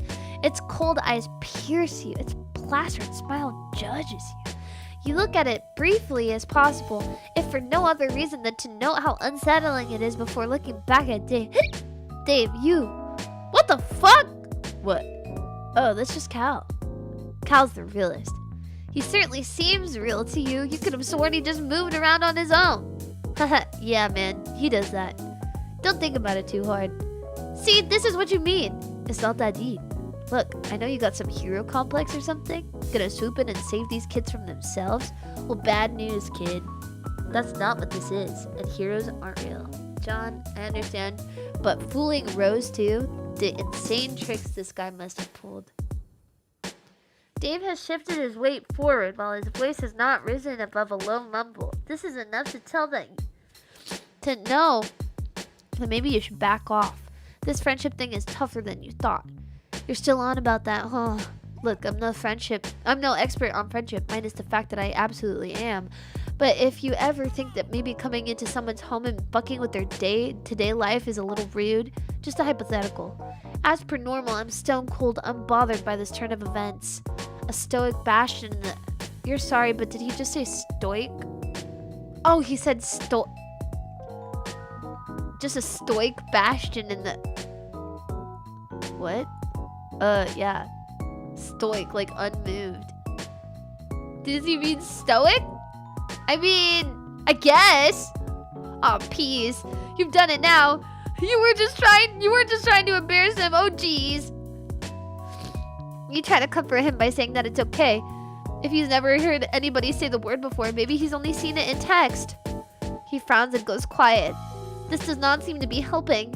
This kid is completely shut off now. You try and bring up the puppets again. No dice. You even pretend to be super jazzed about Cal or whatever its name was, seemingly shadow stepping around the apartment. Wow, so cool. Nothing. Dave takes out his phone and begins texting. Ah, is it about you? Oh, beans. Is he telling your new friends just how much you beefed it? This could ruin everything. Desperate times call for desperate measures, and this is the most desperate time you can recall. A friendship is on the line. Cal continues to phase in and out like a poorly animated anime character moving so fast you can't keep up. You take a few steps towards Dave. You've got to get him out of here, and you know just where to take him. About half a second into your stealth mission, you clumsily step on a puppet, and it makes a pathetic squeak. Ooh, oopsie. Dave stops for a second, but after a few moments returns to texting at the speed of sound to whoever's on the other end. Cheese and crackers! You can hear the notification sounds popping off. Whoever it is responding back. You can't waste any time anymore. You teleport to him as silently as you can. Besides you, Cal's disgustingly limp body flops haphazardly on top of a shelf. Guess he's done? No time for this. You slowly reach out your hand. Time to get out of here and fix it. A large adult hand grabs you by the wrist. You turn to see it belongs to a muscular man in pointed glasses who you wouldn't exactly describe as a twink, and not exactly a hunk, but most certainly not a bear either. In fact, why don't we talk about... Ah, shit! Before you begin your extremely important debate, you are flung unceremoniously out of a high-rise apartment complex window. Oh, as you free fall, you think maybe he was more of a twunk. Downfall.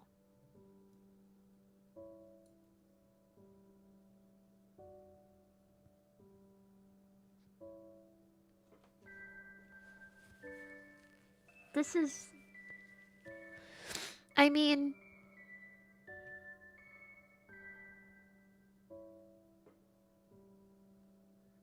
Yeah. Yeah.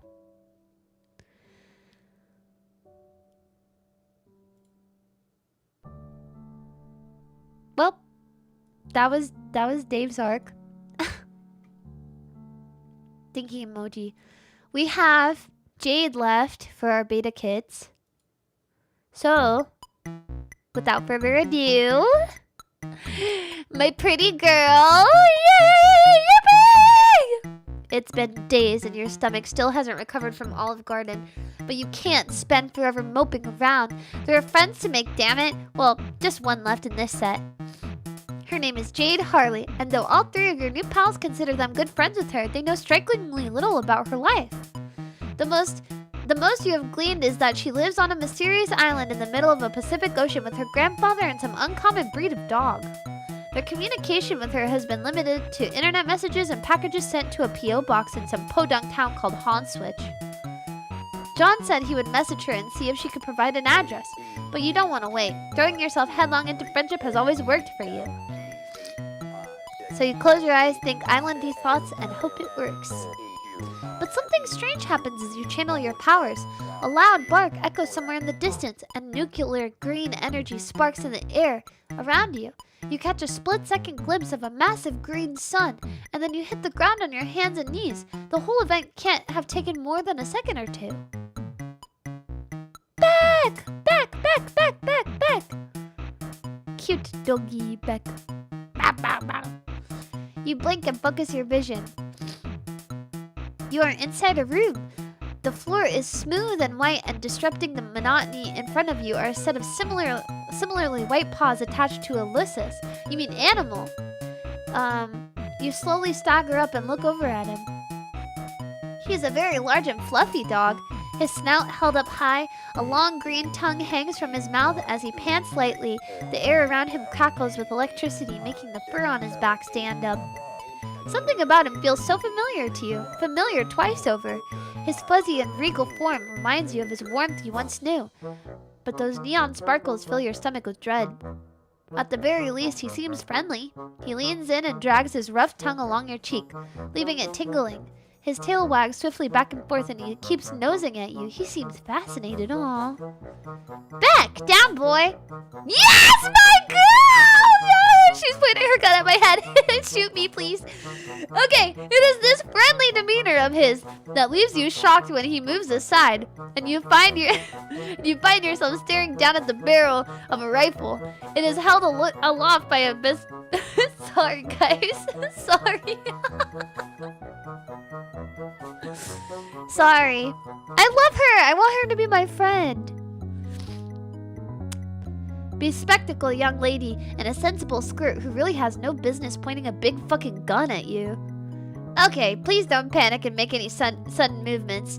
I've never shot a living thing before, and it would make me very, very sad if I had to start now.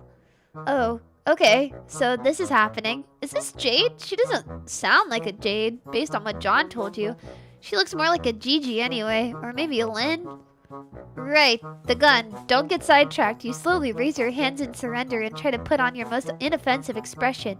You tell her that if she started shooting living beings, you would be pretty sad too, so why don't you put the gun down and... No way! I don't want to shoot you, but you are clearly a dangerous and unpredictable being, and I need to make sure I stay safe.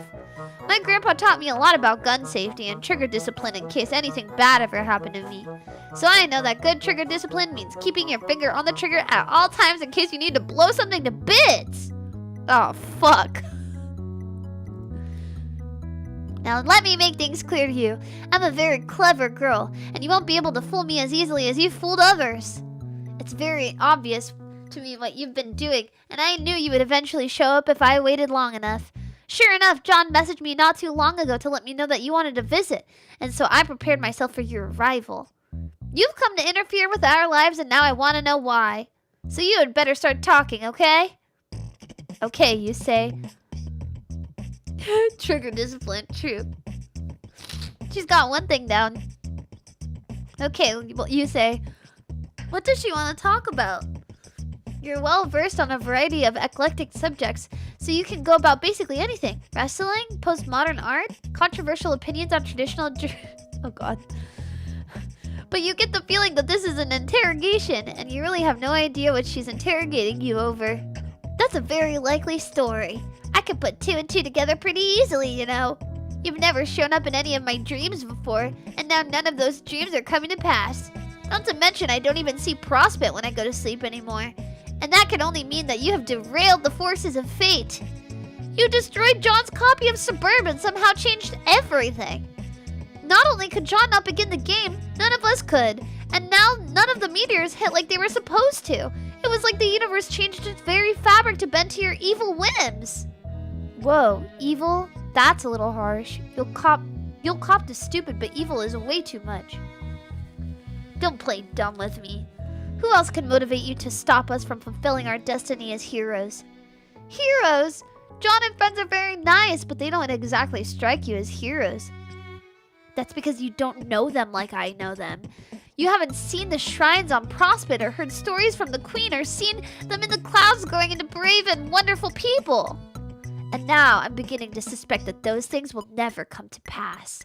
John's birthday came and passed without any fanfare, except for him supposedly befriending a strange mailman. She's kind of insane, guys. And that day, the internet was full of people complaining about their beta copies of Suburb weren't working. There was a huge scandal with the company. A little while later, I found out that this mailman was talking with Rose and had magical powers. I know. She'd make an amazing grandma? That's crazy. I know a thing or two about magical powers, or at least powers which seem to be magical to those who haven't studied their logical sources. But yours are totally different from anything I've seen. At first, I thought you might be an advanced Dursite agent come to sabotage us, but you definitely aren't from Durs. Maybe a Prospidin double agent? Also considered the weird trolls who keep pestering me. But they've been weirdly quiet lately, and you don't really give me that vibe. And obviously you are not human. Whoa, hang on. You are human, right? She tilts her head and gives a little, really? Kind of look, and your stomach twists and knots. The more I look at you, the more I start to think you're like, how do I explain? Okay, do you know what a furry is? Do you know what a furry is? Wow, okay, the question is more loaded than her gun. Yes? Alright, so a lot of artists I follow...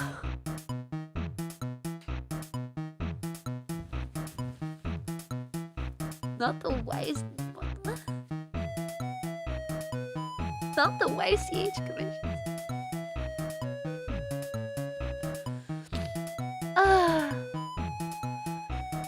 Does that make sense? You have no idea what a YCH is, you cautiously ask her. It stands for your character here. Basically, an artist will draw a pose or a scenario, but instead of putting in an actual character, they'll leave a blank outline like a mannequin. You pay them to put your own character in there. And when I look at you, I feel like I'm looking at one of those blank spaces.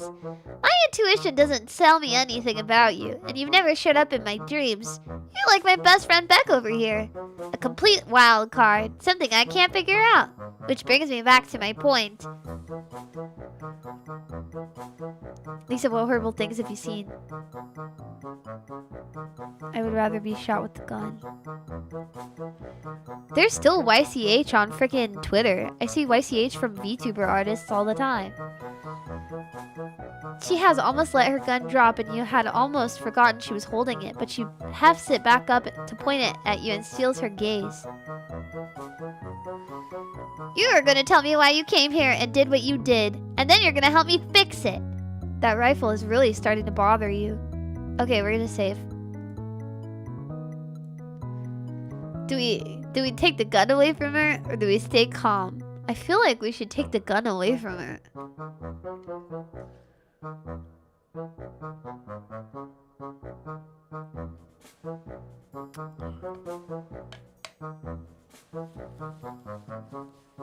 Crazy you're admitting that under zero pressure. It's the internet, guys. In some timeline, in some way, shape, or form, I would have ended up being a VTuber regardless. I already saved. I'm gonna try and grab the firearm. You can't let a good opportunity slip between your fingers again. You need to disarm her before she accidentally blows you to smithereens. There must be something else that will get her guard down. You ask about her grandfather, the one who taught her about guns. He must surely be a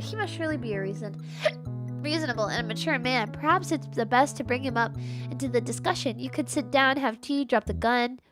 I don't know. Grandpa does love his tea time with guests, but usually conversations with him are really one-sided. Oh, is he that stubborn? Well, yes. He's a pretty obstinate man and total blowhard. But as well, you may find him difficult to talk to on account of the fact that he's also a stuffed corpse. Oh, cool, yeah, that's cool. That checks out. This is fine. Everything's fine. You love guests starring in a goddamn Hitchcock movie. If this triggers a bad end, this game is a humiliation ritual. It just might be. The more I learn about your internet history, the more I see your fate was inevitable. See, the thing is, though, is that I stayed mostly, like, I was saved. I was saved from what could have been worse. Or what I assume could have been worse. Because I had good friends who were normal people. And so I mostly just did stuff like put my OCs on Twitter. And like draw stuff on like DeviantArt.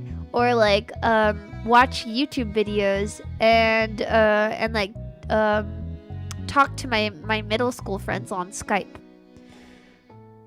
That's about the most. Or like be like, oh my god, did you watch the new episode of because I was mostly interested in the happenings of the world around me rather than what was happening online. But I still feel like that. You just stayed silly and whimsical. It did. The Skype GCs went crazy. It was just me and my two friends. They were Fujos though, so I think they might have had it worse than I did. But I stayed silly and I stayed whimsical. And also too, I was too busy with academics. And I was too busy with violin. And I was too busy with participating in drama club. Just shoot me! Just shoot me! Just fucking let it rip! Just shoot me! Please! It was middle school! It was middle school, okay? Everybody does drama club at one point in their life, and I'm glad middle school was my point of starting. No, I got the lead. Which probably is 10 times worse! Just shoot me!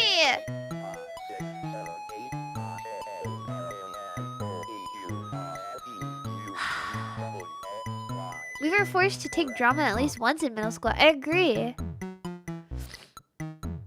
This girl is clearly too unstable to be reasoned with. You need to disarm her in pronto.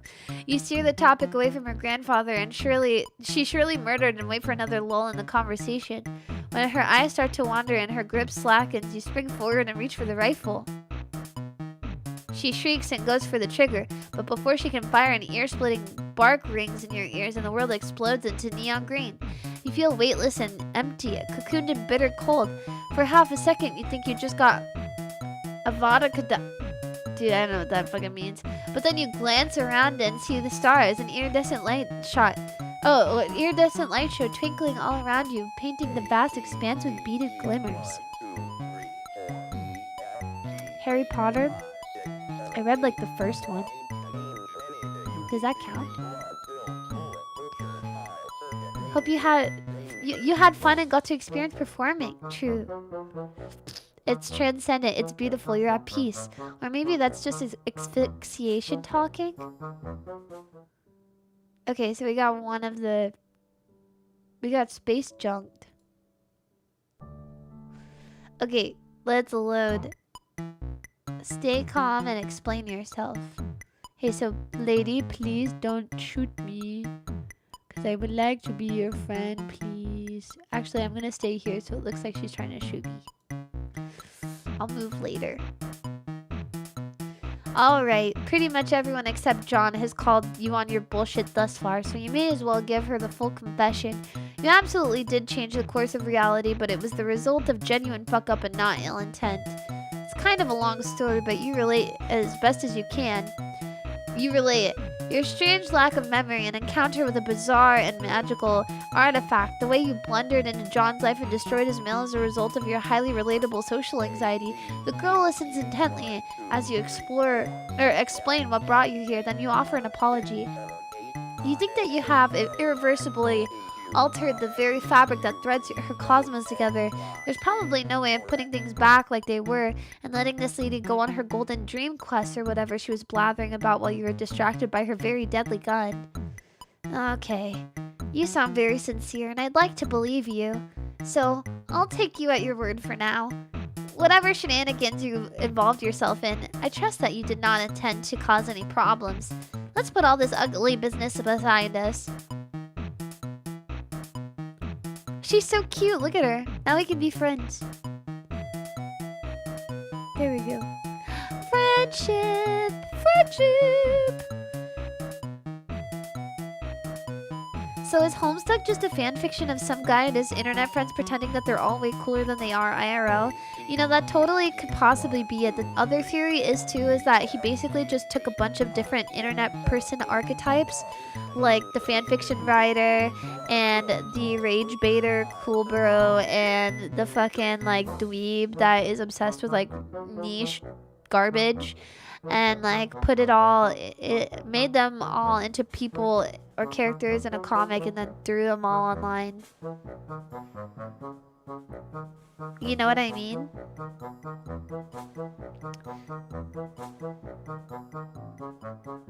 Is Jade the actually archetype? You know, it's really hard to say. I feel like it's worth looking at her background.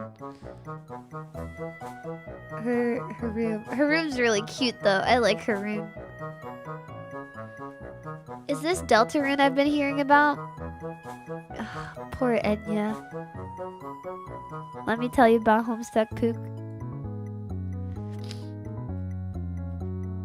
Let me tell you about Homestuck Pook. The girl holsters her rifle as you breathe a long sigh of relief. Sorry about all that. I promise I only had the best intentions. It's cool, you tell her. You get the distinct feeling you've dealt with much worse. Male me... And yeah, there's a performative male rage baiter in the webcomic Homestuck. I would really implore you to look up the name Dave Strider. He's a freak. He likes sick beats. And he talks about... how do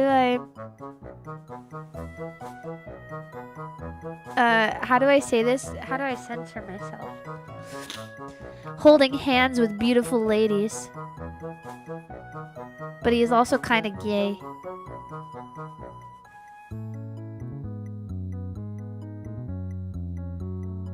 Be sure to look. Don't. Is Dave Cat canon? I can see Jade Cat being more realistic. But that's just me. Jade Cat, I think Jade Cat or Dave Jade was like my peak Homestuck ships back in the day. Dave Cat is so canon. Fuck. Well, I like Jade Cat a lot. Or like Jade, like Fef Jade. Fef Jade was pretty cute. Yuri. Jade Cat was fire! Which one is cat? Car cat.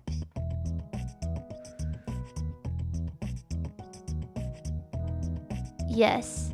I feel like Jade and Dave's friendship was very sweet. However, also too, Cargo Cat. Boko's Binted? What the fuck? No, Cargo Road. The beatboxing is frying me? I know, right? I remember a really good fic of Jade, Nepeta, and Feferi. Oh my lord. They were like the cutest little trio. I loved them together. They were like besties. As well as Rose, Kanaya, and Vriska. Oh, that's a cute combo too. I'd imagine a space hopper like you has been to all sorts of cool and dangerous places. I'm kind of jealous, really. But anyway, we never properly introduced ourselves. My name is Jade, and my dog's name is Becquerel. What's yours? Huh.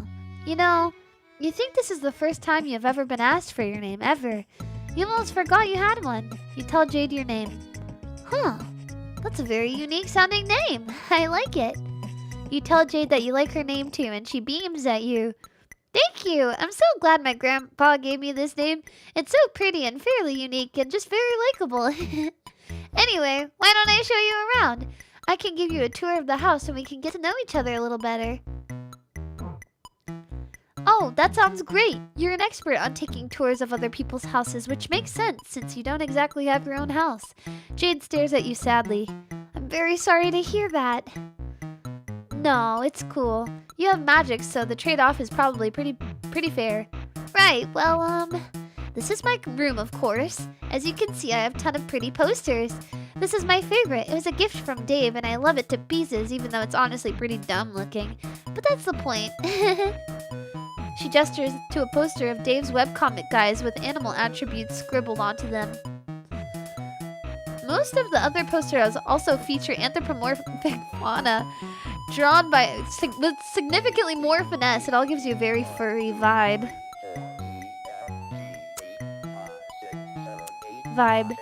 But not in a bad way, you clarify. Her lips twitch in irritation, and it occurs to you that people are probably constantly either clowning on her for liking furry stuff or reassuring her that they aren't out to clown her for liking furry stuff.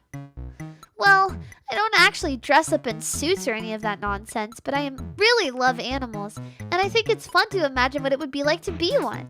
Which is why I own so many animal toys, like Manthro-chaps, who are very silly but dignified fellows who are part animal and part Victorian era gentle sir.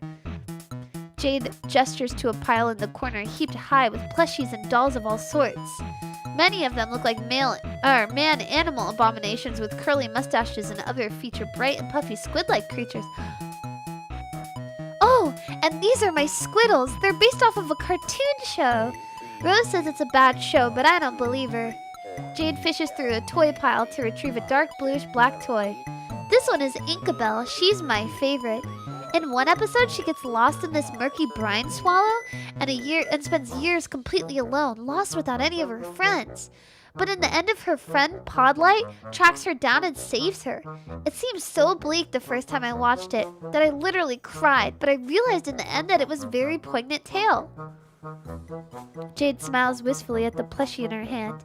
She glances from it to another one of her squiddle dolls and her expression tightens. She squeezes the doll just a little too hard, causing a horrendous pitchy squeak.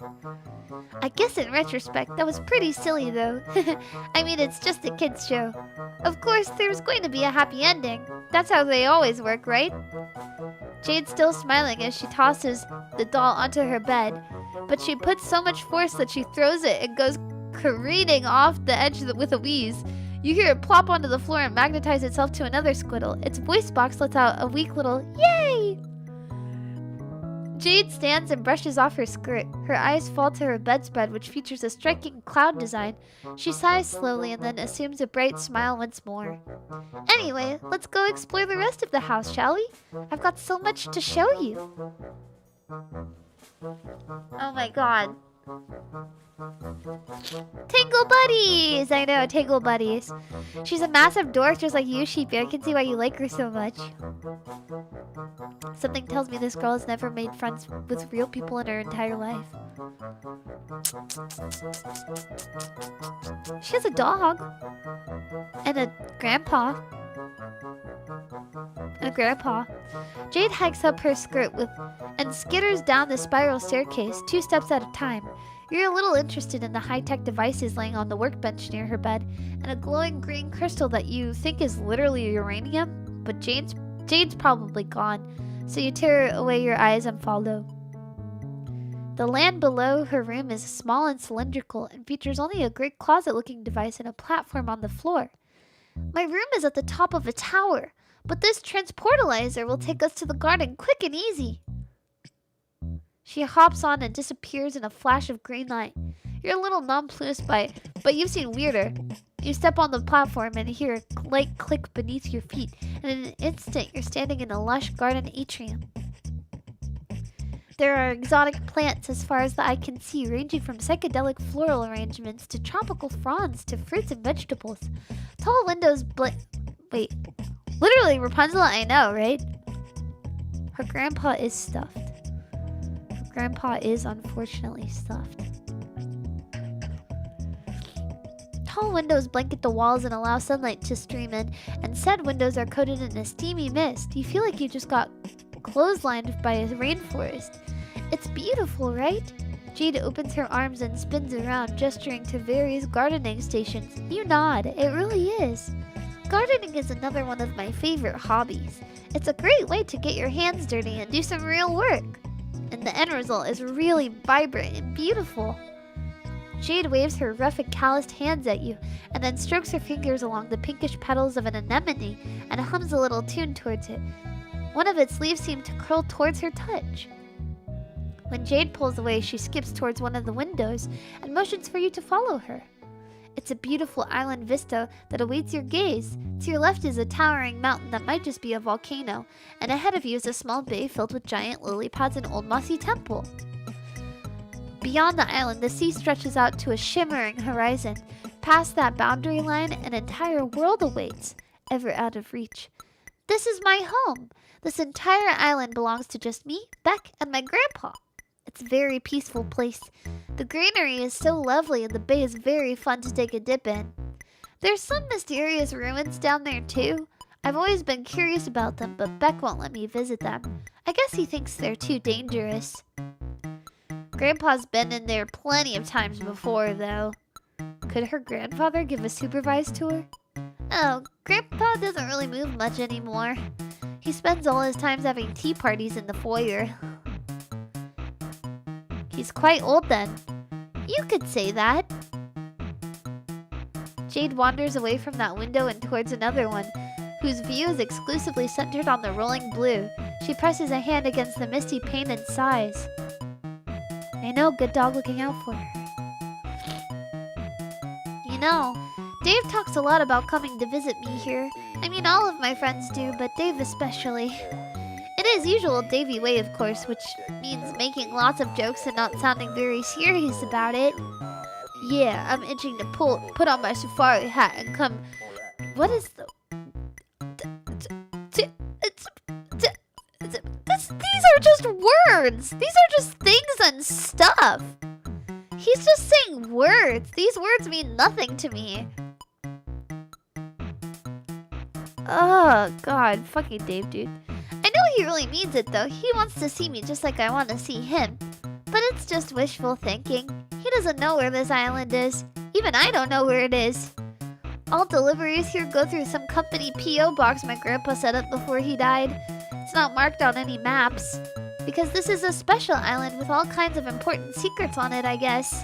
Or it was special. I was special. But not anymore. Now I'm just a regular girl stuck alone on this dumb island for the rest of my stupid life. Whoa, you asked Jade if she's feeling alright. Yeah, I'm totally fine. Just peachy. Thanks for asking. Come on, let's go on with the tour. There's no time for dilly-dallying.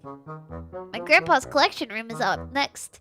The first one is full of his big game hunting trophies.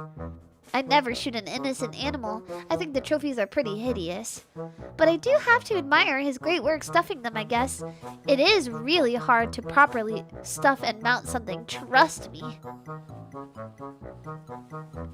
And he has some cooler stuff on the lower floors, like all these badass knight statues, or these, faded blue portraits of pretty ladies. Okay, I'm gonna be honest, most of my grandpa's collection stinks. But I think what is important is what it all represents to him.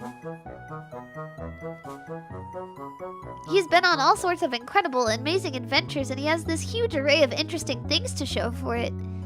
You tell Jade that her grandfather sounds like a hell of a guy. He sure is!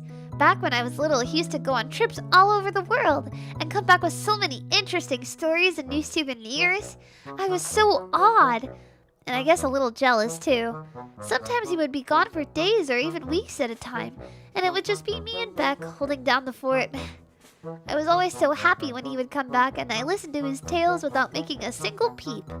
But he never asked me if I wanted to come along for an adventure, no matter how obvious it was that I did. I guess that's just the way of life for adventuring folk. There's no time to be tied down, even by the people you love. They can stay at home and wait for you to come back. That's how it was for my grandpa, at least. What about you?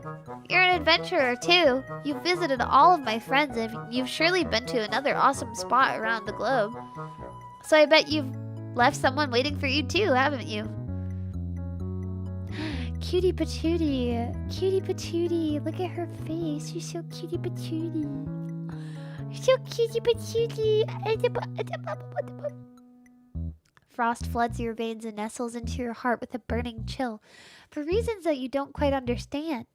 Jade tilts her head and bores into you with wide, curious eyes. One of her hands is balled up into a fist, and both of them are trembling as she watches you. Geez, you're gonna have to coach another kid through parental issues, aren't you? You swallowed down your sudden anxiety, force a smile, and remind Jade that you're suffering amnesia. Right. Well, it's just this feeling I get, you know? I have great intuition. When she smiles, the corner of her mouth twitches. It's now or never. Would she like to talk? I said I'm fine. There's nothing to talk about. Unless you want to talk about, some of these flowers. Isn't this one such a lovely yellow? Surely there's nothing wrong with good old Feelings Jam, right, Jade? Jade's an expressive, empathetic girl. Feelings Jam should be her thing. You think that, but she's still steadfastly ignoring you. Girl, I get it. Let me readjust in my chair. Hey, how about this orange one with the goofy face on it? Why don't we boggle at that for a while? Jade, something's wrong. You need to talk this out. That's what you do. You're a talker. So why don't you two... Oh my god, just shut up! Please, just shut your stupid fucking mouth! Of course there's something wrong! And that something is you!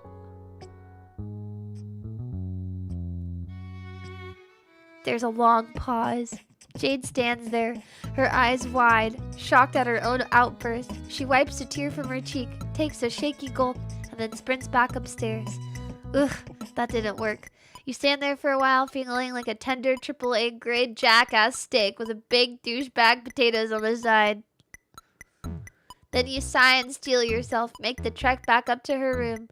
Jade is nowhere to be seen. Beck is pawing clumsily at a large, suspiciously jade-shaped lump beneath the covers of her bed. You clear your throat and ask her softly if she wants to talk. It's cool, you say. You listen to teen drama all the time, and this is some particularly choice drama. Not that you like the drama, you clarify. You just kind of exist in the periphery of it constantly. You are a drama magnet. There's a long pause.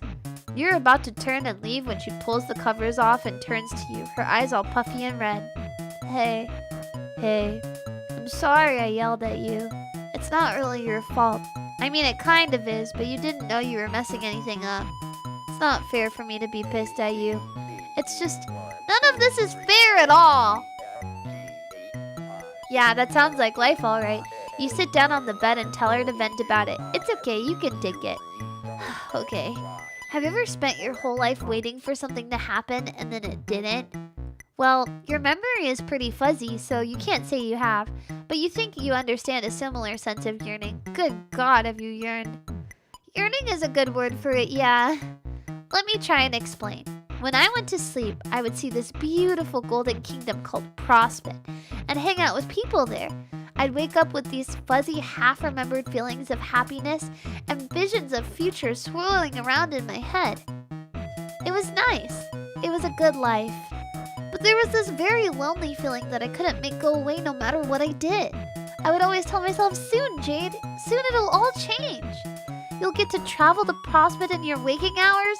You'll meet your friends in person. You'll finally begin to live, like really live. I waited days, months, years for the day to finally arrive, and then it never came.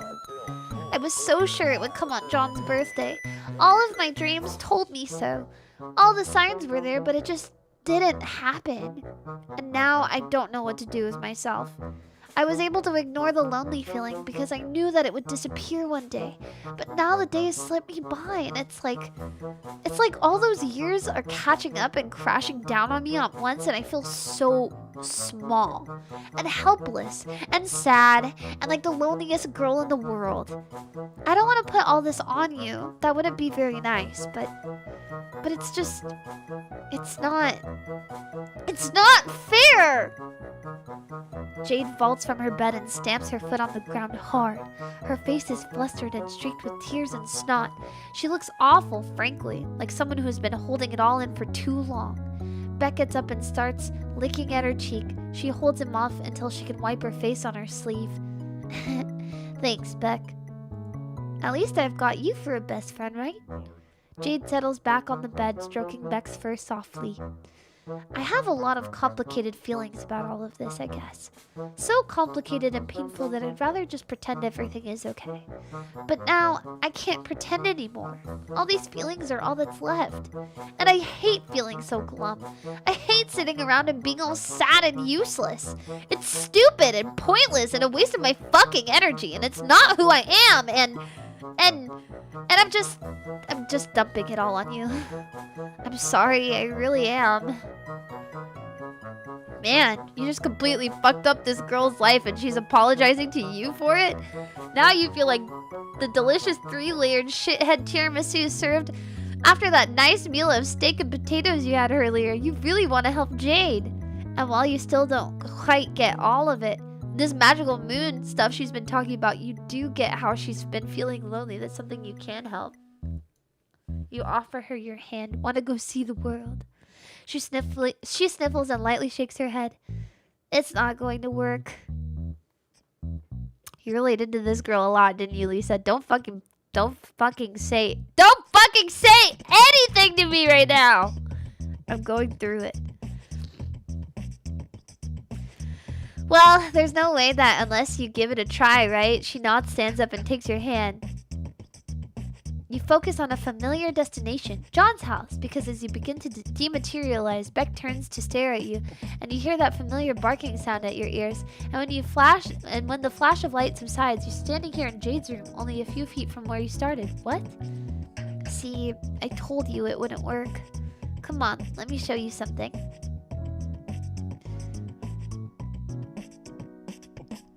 She should become a VTuber and she can ask her chat about their day every shoot. Oh my lord. Oh my lord. Jade hops up and shuffles down the staircase and you follow. She takes you to the teleportation pad in the atrium.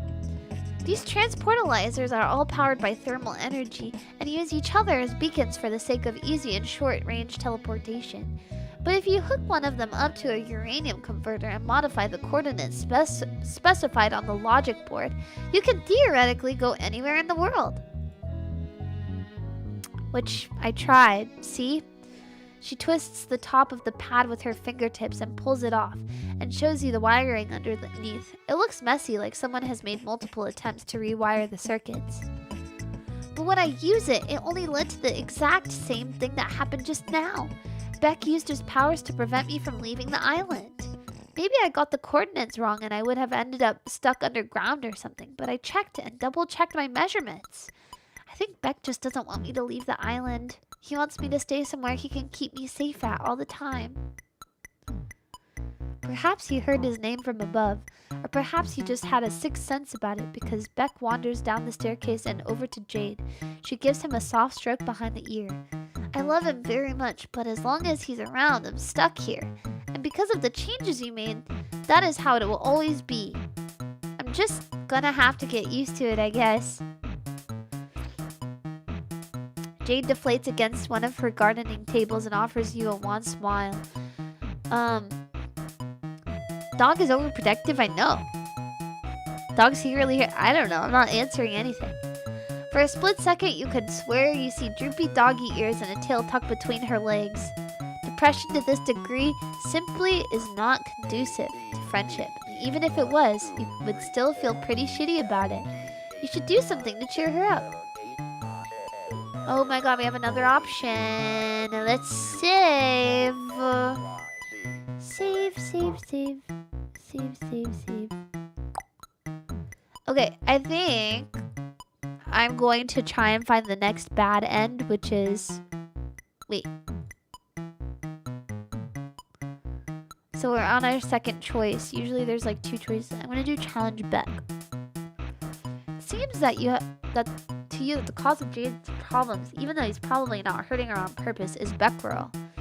He's a good dog, and he wants to protect her, but the time for that has passed, and Jade has a new omnipotent friend in her life, and she's got places to be besides the island. There's only one thing for you to do. You need to establish yourself as the new alpha of the pack. You must win the right to escort Jade to visit her friends. This is how dogs work, right? Yeah, it is. It definitely is, you think? You square up, bend your knees, and touch your palms. What are you doing? Don't you worry about it, you tell Jade. You're practically an expert in Lucis wrangling techniques by now. In what techniques? She shouts behind you, but you're already charging. You know exactly what to do. There's only one possible course of action, and it has been... You're actually gonna... Yeah, you're brawling the dog. Dude, I'm punching a dog in the face.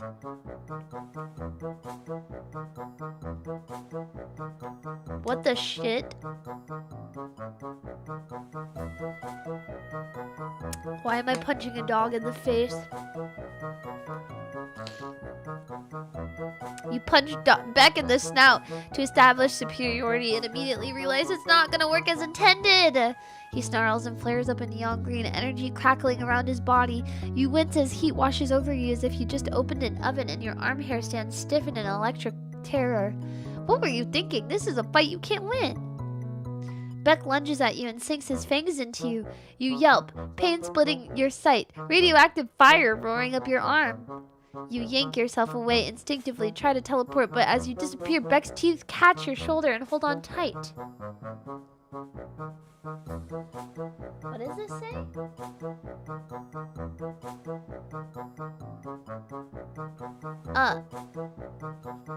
The two of you go hurtling. That's Gore of my comfort character. Oh my god, that's Gore of my comfort character. The two of you go hurtling through the nothingness, and you're pretty sure you've left blood splatters on some meta-narrative construct like a website scroll bar. Oh my god, the rip by debug screen or some shit. That's crazy. Eventually, you come exploding back into canon and bounce off of a purple spire with an ungainly smack, dislodging Beck in the process. You tumble onto a bridge and scatter some dudes in goofy jester outfits, and Beck lands in front of you. Good boy. Can we call it even here? He snarls, and green flames cracked us down beneath his feet. So much for that. You throw up your arms in front of your face and squeeze your eyes shut as Beck lunges again, but you don't feel the sting of his fangs against your flesh. Instead, you feel the singularly odd sensation of your body passing right through Beck's, as though you have just had a window thrown at you, like a reverse defenestration. Unfenestration? The world beyond your eyelids strobes green, and when you open your eyes, you find yourself staring into a massive verdant sun. Howdy, Lisa. Hello. You think that when Beck went in for the kill, you must have phased through him as his power surged? It was pure dumb luck. You can't even imagine what kind of precise timing it would take to pull that off. pull that off on purpose? The good news is that you're alive, but the blood loss is really doing a number on you, and you can't focus your powers. Your vision flickers at the edges, and there's a ringing in your ears louder than the flickering flames of the sun. You only just barely hear a voice from behind you as your eyes glaze over. Who's this? God damn it. Who's this douchebag? Solix, be nice. This douchebag looks very injured. I think they're going to have to restart and try again. Better luck next time.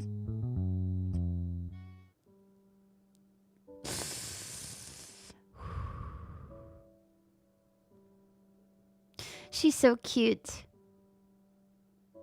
She's so cute. Look at her. That is Solix. That is Solix. It's Solix on the left and Aradia on the right. Okay, we got our other bad end, which is good. No. You present your most finely honed smile of confidence and urge Jade to stand. There's no time to mope around. There's plenty of fun to be found without leaving the island. You suggest that perhaps with your help you can give her the opportunity to explore the temple she's always been curious about. Really? That would be super fun. But what about Beck? Oh, there's nothing to worry about there. You have a genius plan, you tell her. You tell her to just head on over to the temple and you'll take care of the rest. Okay, if you say so. But please don't do anything to hurt Beck, okay? I love him to bits. Hello, Lisa. I just finished an edit of you saying you're gay. Hope it... Oh, man.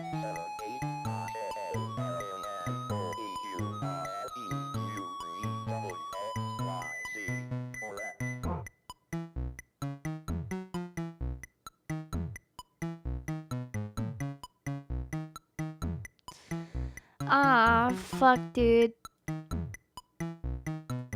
Well, what am I gonna do? I literally have so much snot lodged into my nasal cavities, I don't know what to do about it. I would rather this not be my... I would rather this and the Fortnite clip and literally any clip that has ever been made of me not be my legacy. I would like it to be something sweet and wholesome, like me telling you guys I hope you have a great day and that I love you guys and stuff, but no, it has to be the things that I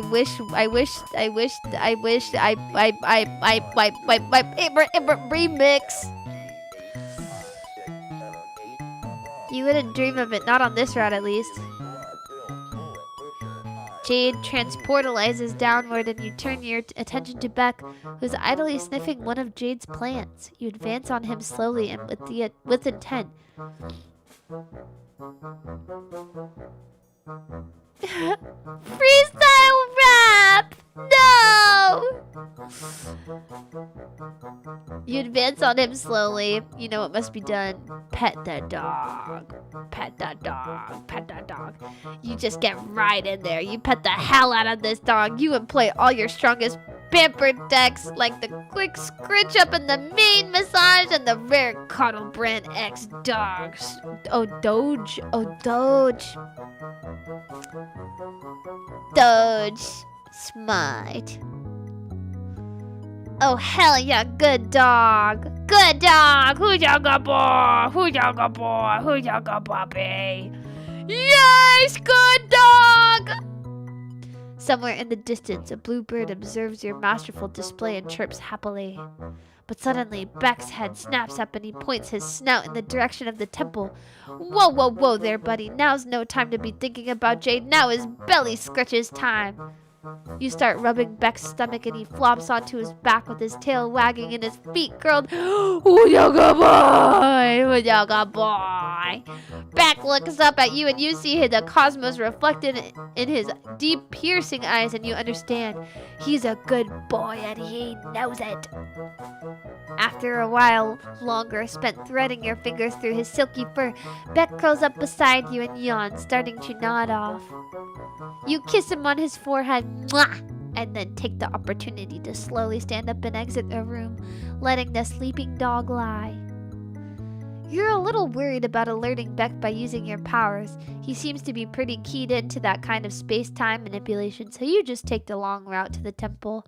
Jade's Island is a very beautiful place with rolling hills and lush sun-bathed plains. It looks like an excellent vacation destination, but it is also so bare. There's nothing and nobody around except for the hollow whispers of the wind, and you can see how this place would feel much less like a paradise after years spent stranded here. When you reach the lake surrounding the temple, you see that the giant lily pads outside have arranged themselves into a walkway that you can use to reach it. How strange and convenient. You channel your inner frog and hop across. Hey! Up here! Jade calls down to you. She's at the temple entrance far above your head, waving down at you. Grooves carved into the walls form a ladder that you can use to climb up, and soon you are standing beside her at the entrance of the temple. A huge, imposing archway marks the ingress between the sunny island and the dark interior of the ruin. From within, you can see a faint yellow-green glow that seems to be coming from the runes carved in the wall. Spooky. Ooh. As you proceed through the entryway, Jade runs a hand alongside the glowing walls, her face bathed in sickly green. At the end of the hallway is a large round platform decorated with a cloudy design and a glowing orb at the center. Doesn't pique your inner interior decorator, but James seems quite awed by the sight. This is Skya! I knew this temple had to be connected to that world in some way. Jade rushed onto the platform and begins to descend. You quickly follow her before you're left as the elevator takes you down to an expansive and dark room below. Much like the rest of the temple, the space seems pretty sparse, and it is illuminated by a faint glow of the runes on the walls. The large purple lotus flower rests atop a pedestal in the front of the elevator, petals wilted. There is an electronic display built into the pedestal with a timer that could feasibly count down for millions of years, but it seems to be glitched, stuck a few hours from zero, with the seconds and digits constantly ratcheting back and forth between two numbers. Jade places a hand on the pedestal and sighs. Ugh, the number is stuck. I think this is a time capsule, but it's malfunctioned for some reason. Was I supposed to open it when the time was right? No, I'll never know. What else could this place be hiding from me? As if on cue, the elevator platform shudders and begins to rise behind you. As the platform ascends, it becomes clear that there's a pit beneath, which is basically video game logic 101. Jade looks down into it, and you follow suit and see. Transportalizers? There's two of them, one a deep purple and the other a brilliant gold. Jade leaps down into the pit, which is a pretty brave maneuver, because it's deep as hell and real life still has fall damage. Damn, she just fucking jumped. She grunts and sinks to her knees from the impact, but quickly recovers and rushes over to the golden transportalizer. She examines it for a moment, then clambers on with a soft click. The pressure plate is depressed and the device surges to life. She disappears in a bright flash of light. Well, shit, you better follow her. You hop down and step onto the transportalizer, and the same flash of light consumes your body. You feel something like wind whipping around you as your molecules are dematerialized and then reassembled into a new locale, a glimmering golden palace. Wow, this place is way too fucking bright. Someone needs to crank the saturation down pronto. I don't believe it. Jade is looking with wide eyes that reflect your golden surroundings. This is it!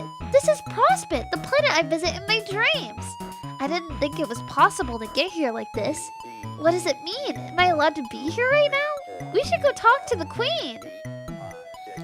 And with that, she's off sprinting down the halls with a renewed sense of vigor. You scramble to keep up with her, threading your way through the crowds of confused white-shelled folks in fancy outfits. They kind of remind you of yourself, but with... Dude, the words in this one have me fucking cooked. Chitinous. Chitinaeus. Chitlins. You sidestep a lady carrying a paint can and shuffle down a lengthy golden staircase adorned with regal golden spikes. And you can only barely keep your eyes on Jade's long black hair as it swishes behind her. He was always super wordy. I have no idea how I got through it as a kid. Me neither. It's like you willingly chose to read Dante's Inferno as a child, which is crazy business. I'm gonna be like 4 years old and I'm gonna read Dante's Inferno, but instead it's just a bunch of people on the internet going through Armageddon and then crying and dying and throwing up and whatever. Did this comic end up expanding your vocabulary? For sure. Do you guys remember like those reading programs that elementary schools would have you use where you would like gain points and stuff? And you'd have to take like little quizzes and shit? This is exactly how I feel reading Homestuck. Reading Infinite Jest in the 9th grade? Willingly? Willingly? That's crazy. When you finally catch up, she's in the middle of an argument with 2 burly fellows in white suits. She stamps her foot at them and they are undeterred, blocking her passage further. Eventually, Jade wheels around to look at you. She tries to soften her expression for your sake, but her face is still sour. That's why I read all of Harry Potter. I didn't read all of Harry Potter. Not me. Ugh! The guards won't let me see the queen! Apparently she's really busy with something. They told me I'm not supposed to be here and that I have to leave right away. This is total bull! I'm a princess! I swear some of these idiots can't even recognize me without their pretty golden dress. Blah. I guess I'm not getting any answers here either. Let's just get out of here. And she's off again, this time striding forward with her fist curled and her jaw set. You glance back at the guards, whose furrowed brows strike you more as the worry than ire, and then follow Jade back.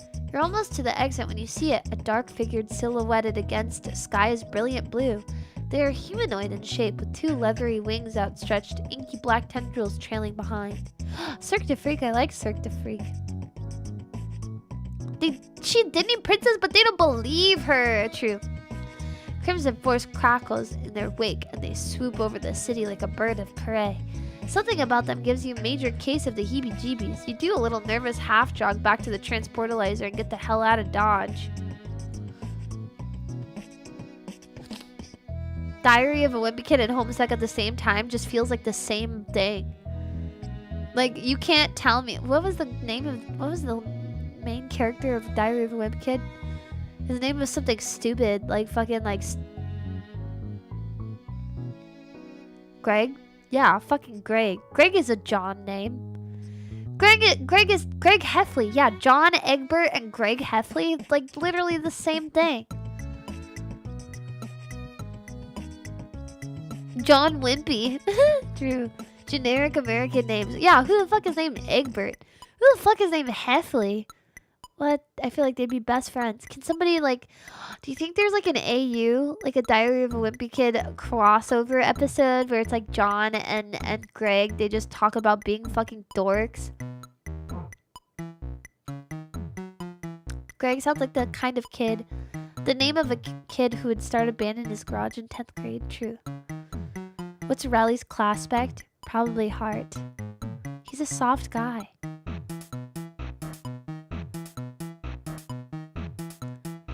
Someone definitely wrote Diary of a Wimpy Kid and Homestuck fanfic. God, I fucking hope so. Diary of a Wimpy Kid AU where Riley tells Greg he's not gay.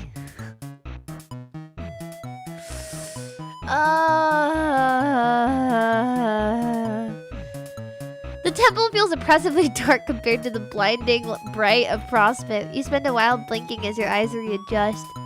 The transportalizer you just used flares up red and then cracks. That's probably not a good sign, is it?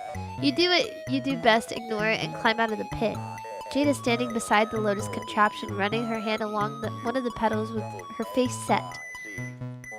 What does all of it mean? Was this here all along? Has my grandpa been to Prospect before? Do I have like a million boogers up my nose? Probably. Probably. If I can go there, then it must still exist. The game must still exist, but how? None of it makes any sense. I need to think about this. You follow Jade slowly back to her house as she mumbles to herself, brows furrowed. You can barely catch what she's saying, but she's clearly thinking hard. The clouds have never been wrong before. Is it too early? Is this meant to happen? Once you reach the atrium, Jade lets out a sharp breath and nods her head, resolute. She turns to you. Alright, I think I understand. I know what's going on. Great, you offer her the most winning smile. What's the sitch? Well, the truth is I was always being very immature about the idea of being a hero and having a destiny. Life isn't like in kids' cartoons after all. Heroism isn't all rainbows and sunshine, and it's childish to think that everyone gets a happy ending. This kind of storybook stuff doesn't really exist. To be a real hero, you have to be prepared to suffer horribly. Huh? It makes sense when you think about it.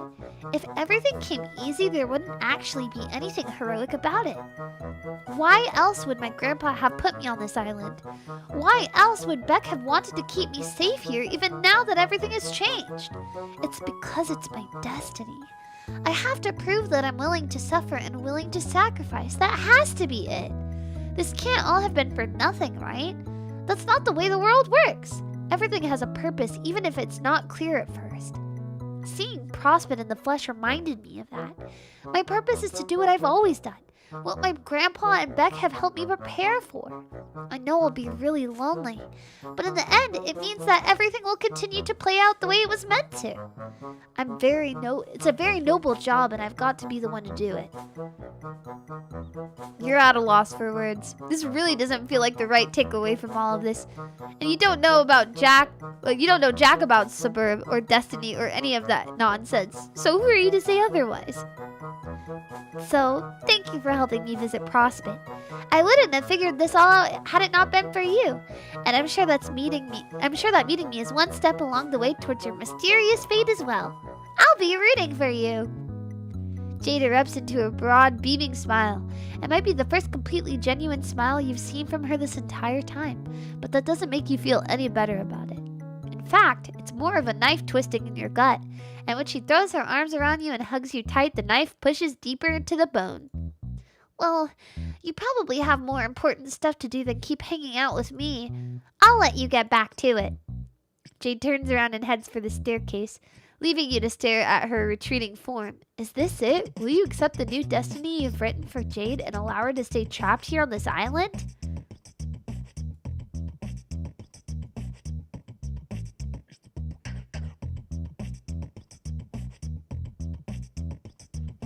I guess I have to try both. She got the moral of the story wrong. We messed up. Fuck. I guess. Huh. Wow.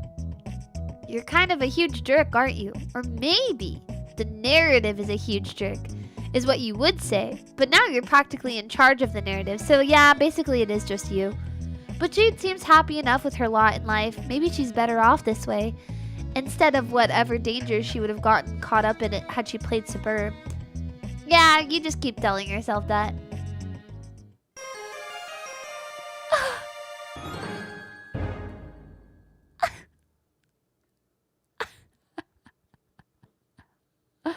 Awesome! Yeah! Friggin' awesome, dude! Capital D. So sick. Okay, shit, I have to load. Let me load my previous save. Do not accept. Cope ending is crazy.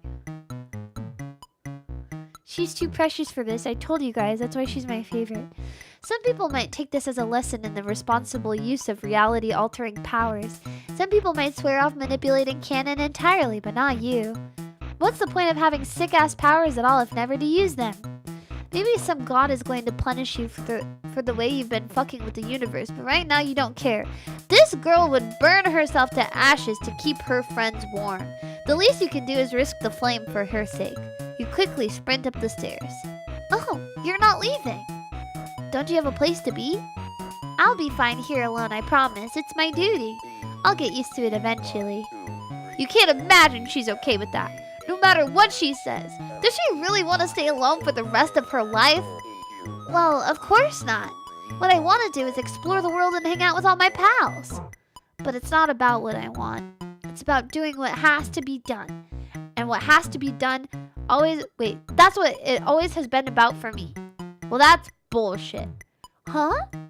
Maybe Jade's fate dictates she never plays the game she wanted to play. Maybe heroes don't get to have a happy ending. But that doesn't mean heroes can't be happy. There comes a time in every young woman's life, you tell Jade, where she can't leave home because her pet is an overprotective god. Okay, that's obviously not true, but there comes a time in many young women's lives where circumstances beyond their control leaves them without an escape. Perhaps it's easier to believe that the escape will never come, but you can't let Jade do that. When life has you stuck, at home perhaps, Homestuck, you can still hold on hope.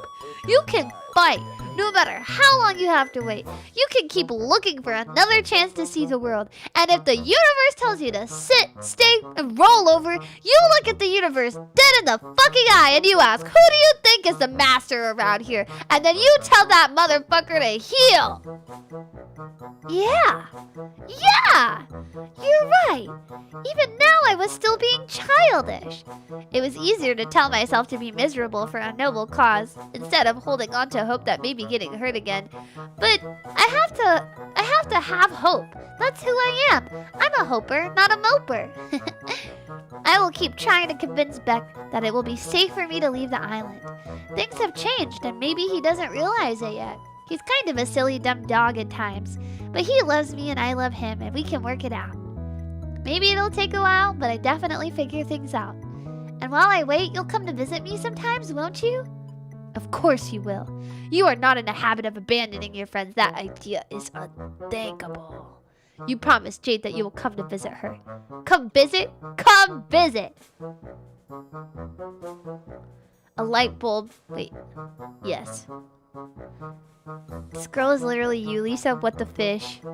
What the fish, man? Don't worry, girl. You're in a dubiously canon game. We're gonna get you out of here. Yeah, we're gonna make a break for it. Starting now. Starting fucking now. We're getting this bitch out. A light bulb goes off in her head. One of those cool LED bulbs. The kind that syncs up to your phone and changes colors and spies on you for the government. Party time! You ask Jade if she's ever been to a slumber party. A slumber party? No, I've never had one. It sounds exciting, but is it really a party if there's just 2 people and a dog? That sounds more like a mild slumber hangout. Don't worry about it, you tell her. Just start getting the place ready for a bash. Pull out the sleeping bags, conjure up some lightly irradiated snacks, pump up the fresh jams, etc., etc. I don't know if we even have sleeping bags, but okay, I'll see what we can do. Maybe there's something useful in my grandpa's old supplies. You shoot her a confident salute. Oh, 7. Then dissolve into the ether of cannon. All right, Egbert up and Adam, it's party time. Ah! John yells and tumbles out of his chair, crashing to the ground in an undignified heap. It looks like he was in the middle of debugging some code on his computer when you interrupted him. He disentangles his limbs and stands up with a groan. Okay, magic mailman, we need to get some things straight. Your powers are extremely cool, but using them like this is kinda lame. Jump scares rank very low on the prank scale. They don't take any effort, they're just sorta mean and annoying. You apologize for scaring John. You're just in a very excited mood right now because it's time for a motherfucking slumber party! Oh god! I've never been to a slumber party before! Who is it with? You grin. Don't you already know who with, John? The American Association of Mailmen? You give him a blank stare. Oh, right. Probably my other friends. That one shouldn't have been obvious. There you go, John. You tell him to pack up whatever supplies he thinks he should bring and then get ready for another whirlwind ride through space-time! Alright, I don't know. I should probably do the responsible thing and let my dad know I'm going on a trip, even if I will be back soon. Okay, that's fine, you tell him, but don't take too much time. This route's already getting pretty long. Cool. Okay, what should I bring? Oh, I need to grab some movies, definitely. Dave will be there, right? I should bring some... Oh my god, not the McConaughey movies. So I realized I was right all along about Matthew's stellar acting. And of course some snacks. This is a great time for me to unload all the excess birthday cakes my dad made me. Seriously, there's hundreds of them in my fridge. It's highly ridiculous. You wait patiently in John's room as he goes downstairs to fetch his bounty of cakes, talk to his dad, and do all the other preparations. It takes forever. You're not really sure what he's doing down there. You think he might be walking around examining all the objects in his home in great detail and solving a bunch of puzzles? Come on, John, that's not the right genre of game. Get your shit together. Okay, ready. Alright, step 2 is to go get Rose. You take John's hand and zap the two of you into Rose's mansion. John spends a while goggling at the giant statue of Pan, the Learned. Then you ascend to the staircase and towards Rose's room and knock the door. Her voice comes from within, slightly muffled. You're home early. I've been hearing strange noises from the neighboring lab of late. Have you... Rose opened this up. Oh, they meet. John? Her eyes widen as she slowly steps backward, which John takes an invitation stride into her room. Her cheeks darken and she scans the room, eyes flickering past the Surprise, Rose! We are here to steal you away like the owl who kidnaps Harry Potter. That's not... She sighs and turns to you. Care to explain the sudden intrusion? It normally is considered polite to call ahead, especially when one is possessed of reality-bending powers. Oh, don't be so melodramatic. There's probably nothing too embarrassing in this room. John furrows his brow as he glances around the room, eyes sweeping all over the walls. He eventually settles on some pictures that have been hung up. I mean, look at these great drawings. Did you do those? That's so cool. I didn't know you drew stuff. Rose gives the smile of a girl whose soul has just shriveled into blackened husk. Again, an explanation it would be nice. Low-key, I hear her voice being similar to Cersei's voice.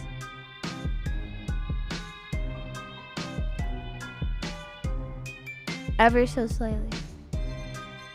Ever so slightly. And now I can't ever hear any... She's an Aussie too? No. But like, just timbre. Also too, I can't hear anything but Enya from Dave anymore. I just can't hear anything. I'm just self-inserting my friends. Is John's voice based on... No, I'm just making him sound like a fucking dweeb. Menya Ignis, oh lord. You explained that you've come to collect Jade's friends for a slumber party. I see.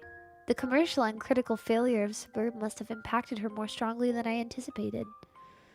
She was really looking forward to playing that game with us. Yeah, that's putting it lightly. I would hate to disappoint her further. Consider this my RSVP. Rose gives you a curt nod and then turns to frown at John, who is poking around under her bed. Something tugs at the corner of her mouth. John, my mother is busy and will not be expected to return for a while. Why don't you and our strange friend go analyze her room instead? I need time to pack. Oh, okay, Rose. Whatever you say. Rose shoves you out of the door with more strength than you expected from a 13-year-old girl and shuts the door hard. Man, I hope Rose realizes that I was being serious when I said her drawings were good. We tease each other a lot, but she's really cool. John's speaking loudly enough that Rose can almost certainly hear him from the other side of the door. You'd think he knows that, but you don't say anything except to casually suggest that you and John go wait downstairs and admire all the ridiculous wizard art. He agrees. God, this house is so weird. Who even needs a giant statue of a wizard? Where did they even get this? Oh, and speaking of weird, I didn't want to bring this up with Rose in case it's some funny story I'm not in on, but what's it with all the writing on her? But John trails off as Rose descends down the stairs with a neatly packed bag. Shall we? We shall, you say, with a hand on each of their shoulders. You close your eyes and concentrate on the Strider apartment. Wait. Guys, I'm a part of this sleepover too. Guys, I could be a part of this sleepover too. It's him, male Enya. I'm a part of the sleepover too. The wizard, Yowie. True. You're aiming for the hallway outside the front door, but this power is still taking some getting used to. So you instead pop into existence right on top of Dave's bed. He's tapping away at something on his computer, and as soon as you appear, his entire body tenses up. You've barely had any moment to react before Dave wheels around in his chair and flings a handful of shurikens at you. That's so dweeby. One of them grazes Rose's cheek so closely a strand of hair flutters to the ground. She turns to look at the weapon now embedded in the wall and runs a finger along the edge of the blade, squinting. Oh, Jesus shit. What the fuck, man? Surprise! Okay, rule 1 of time travel or dimension hopping, don't fucking pull this kind of shit. I mean, seriously. Under any other circumstance, I'd be shitting my fucking nuts off about this opportunity to chill with my best bro, but dude, you can't just drop a guy's bestie in the middle. Not the besties. Not the besties. Not the besties. Except there's only 3 members of Encore, and there's 5 of them if you include our other protagonist. True. He loved them. He loved them. This is an extreme social faux pas that you gotta give a guy some time to prepare.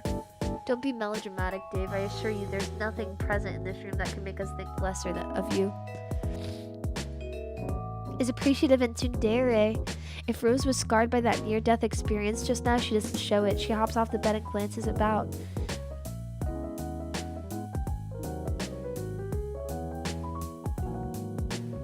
Dude,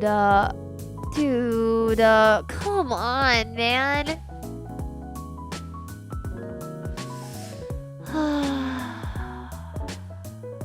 Dude.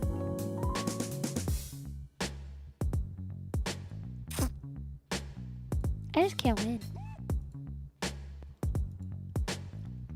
Freaky deaky shit. Absolutely freaky deaky shit.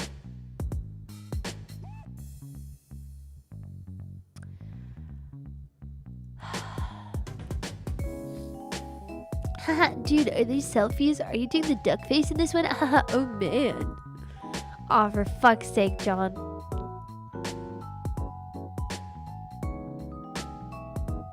You get a VIP all access backstage pass, and the first thing you do is insult my stuff? Like some rowdy tool at the Nickelback concert rummaging through their closets instead of doing the musical world a favor and assassinating them? Well, yeah. You would do the same, dude. Touche.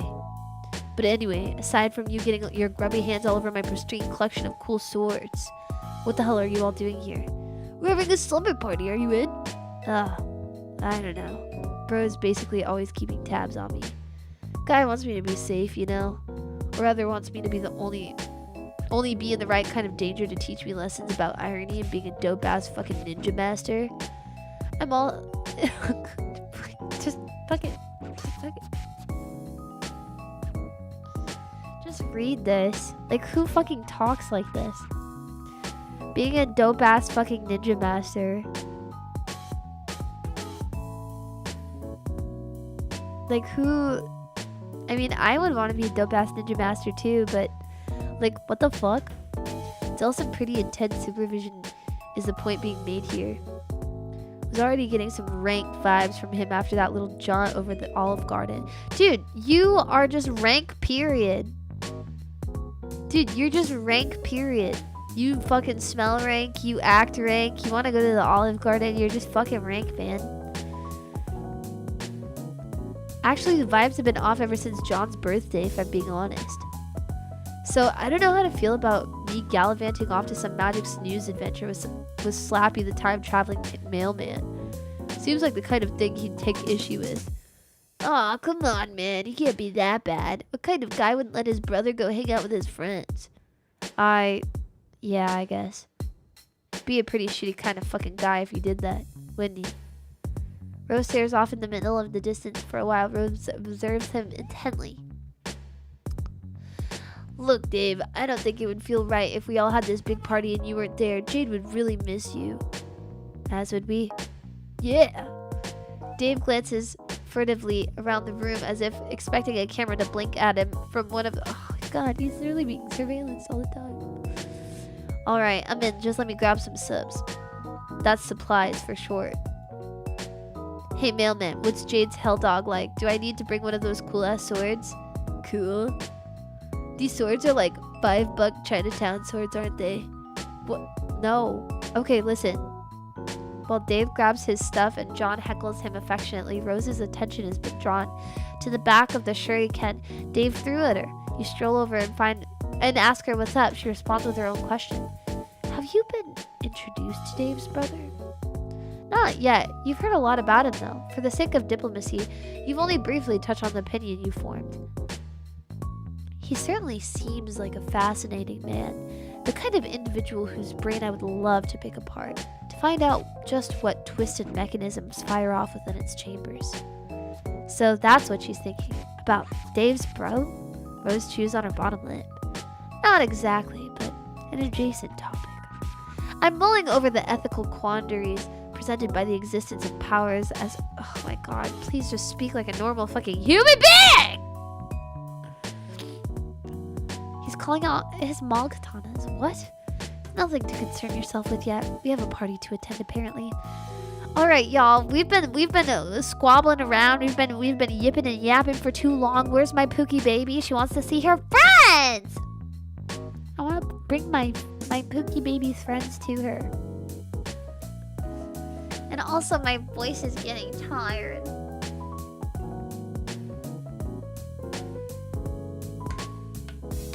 She does right, Wizard Yowie. Really? We're holding hands. God, this is so lame. But he does it. And when he clasps John and Rose's hand, he shifts around and blushes faintly in a manner that suggests he doesn't really think it's so lame. In fact, he may think it is the opposite of lame. He may think it's rad. And he'd be right. Friendship is the raddest thing of them all. You're full of warm, fuzzy feelings as you teleport back to Jade's atrium. Wait, no! That's just the feeling of your body dissolving and reconstructing itself halfway across canon. That's very similar feel. You head to the base of the staircase where you call out to Jade. Her guests have arrived, you tell her. Jade rushes down the stairs and nearly trips over her skirt.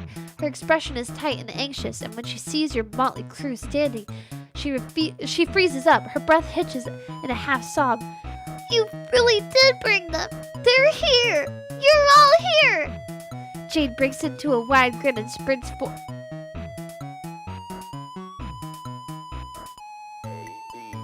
Jade breaks into a wide grin and sprints forward, launching herself like a missile at her friend. So cute.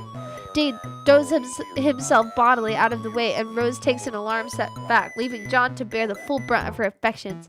She crashes into him, and the two of them go spinning around as Jade laughs breathily. Whoa, calm down there, Jade. It's nice to see you too. Tears are beating in her eyes as she squeezes him tight, and then she pecks his cheek with a soft kiss. Oh, John, I'm so happy to see you in person. In waking person and everything. I've spent so much time watching you sleep. What? Jade swings around to look at the other two pals. Come on, you two. Oh, come on, you two. Get over here. We're having 4 times hug combo right now. Rose and Dave cautiously step forward, and Jade, with John's help, yank them both into a tight embrace. She smooches them on the cheeks too. Rose's face lights up with a blush, and Dave nearly goes catatonic. When Jade pulls back, she's clutching John's hand and tugging so hard she might pull the damn thing off. Come on, everyone, let's go upstairs. I found a bunch of military-grade sleeping bags in Grandpa's old adventuring gear and set them up in my room. We can play with all my toys and jam out to some music and stay up all night chatting with each other. Oh my god, you're here. You're all here. This is really happening. Jade's next laugh verges on hysterical, and she's got tears streaking down her cheeks. Dave looks a little perturbed. Wow, holy shit. It's cool, Jade. No need to get so like this. Kind of fucks me up seeing you cry. Not that I'm trying to make this all about me. I mean, Dave, you're doing a horrible job at comforting her. Jade, come here. I shall hold you in my arms. Rose walks over to Jade, extends her thumb, and swipes the tears down.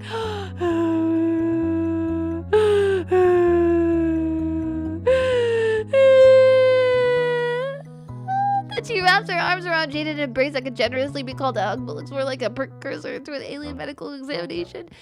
John boggles at the display. None of you whack jobs know how to do this. Oh my god. Come here, Jade. Aw, thank you, John. Now come on, everyone, let's go. And so the party begins.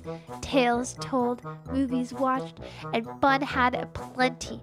And so many shenanigans happened. So many! Perhaps someday you will recount them all in detail. But before you know it, the energy in the room has fled alongside the sunlight. The moon and the stars cast their pale gaze upon the furthest pine friends, bundled up in sleeping bags and caught midway between slumber and wakefulness.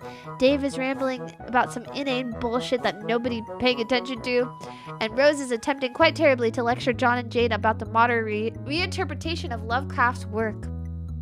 You'd think it's about time you bowed out. It's not that you haven't enjoyed chumming it up with these kids, but you feel kind of weird sticking around overnight. You can come back later. Besides, you've got places to go and sights to see. There's an entire golden moon out there full of potential friends that you knew nothing about before just today. The universe beckons and you are powerless to refuse.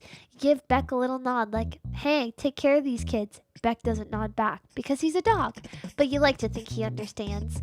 And as you quietly slip down the staircase and out of sight, you spare one last glance at the and find a sigh escaping your lips. Everything that's happened here is almost too good to be true. Can it last? Can this brazen wish of fulfillment go unpunished? You find that hard to imagine. There's something fate touched about these kids. You can feel it in your bones. As surely as the wind whispers through the trees or the stars dance through the space, as surely as the turning clocks will call the sunlight back again, these kids will never be free from the bullshit that haunts them. But right here, right now, they are at peace. They have shared this one perfect moment together, and perhaps in the future there will come more betwixt than the chaos, and maybe that's enough.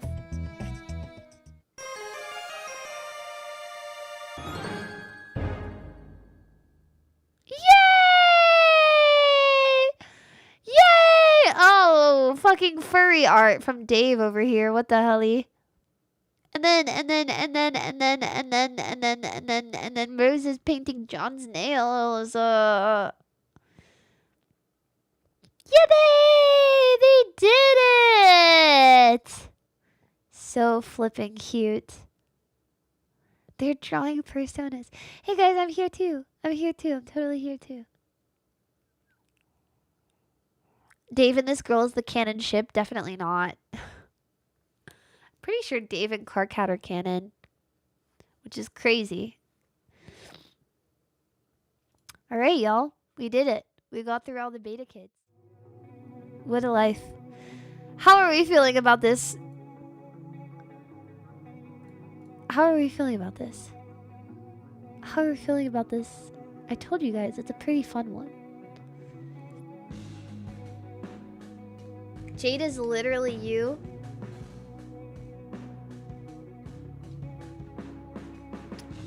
In what world? Sorry, I don't see the similarities. I'm unfamiliar with the similarities. Really cute and wholesome at the end. I agree, totally. I think I read a fic once about 4 beta kids playing spin the... okay. I have a new fear unlocked, being stuck next to Dave on a long plane ride. Real! Actually, that's so true.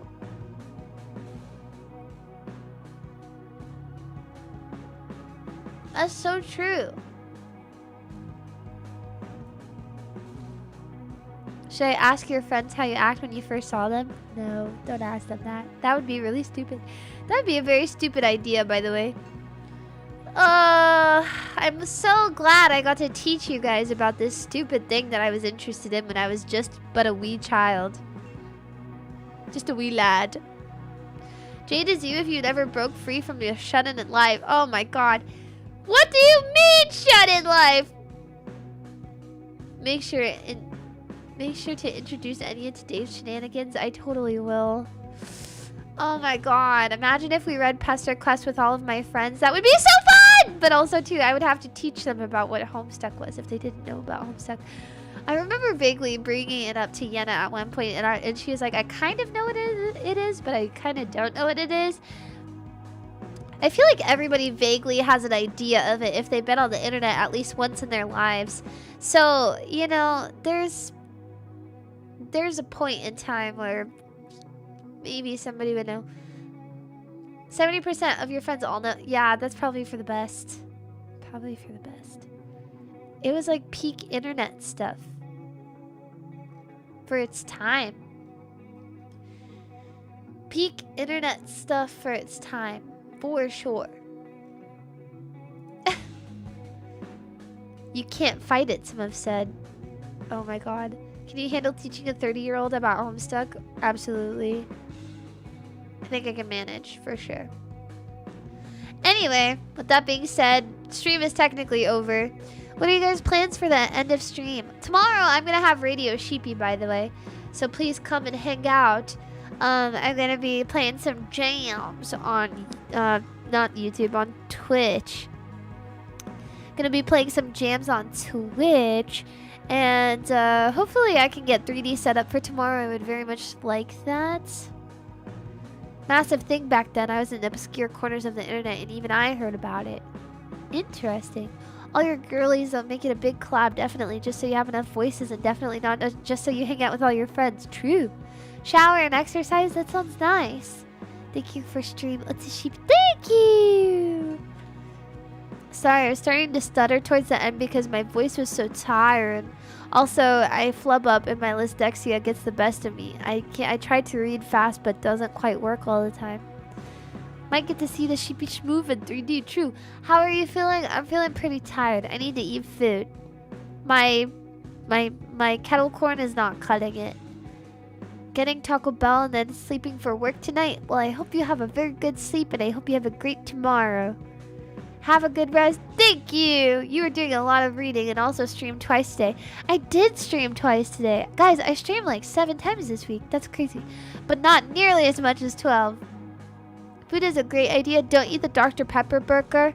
Where is the Dr. Pepper burger from you? Dr. Pepper.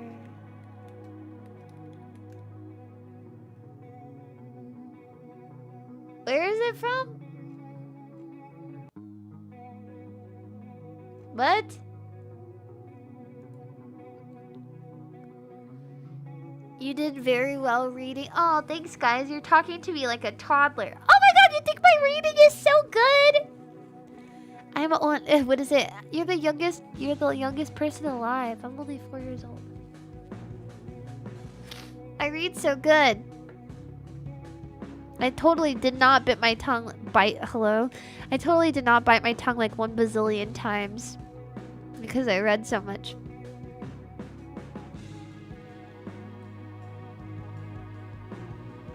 Dairy Queen. I see. Ribs in a salad. Ooh, that sounds good. Gonna eat dinner and probably wash my potato soup kind of turned into mashed potatoes, so I think I need to water it down or like put some more milk in it. Because I looked at it this morning and it feels like it just kind of thickened up overnight because I put so much cheese. So if I want to make it more soupy, I'm probably gonna have to add some water. Probably some water. But I think I'm gonna have potato soup for dinner. Or maybe bulldog. I don't know. I haven't decided what I want. I want something though. Silk song and some spicy dill pickled cheese. Oh, that sounds so good. You guys are baiting me. It is very wordy. Gonna eat dinner and probably wash my car, listen to some rap and chug a brew. That's always great.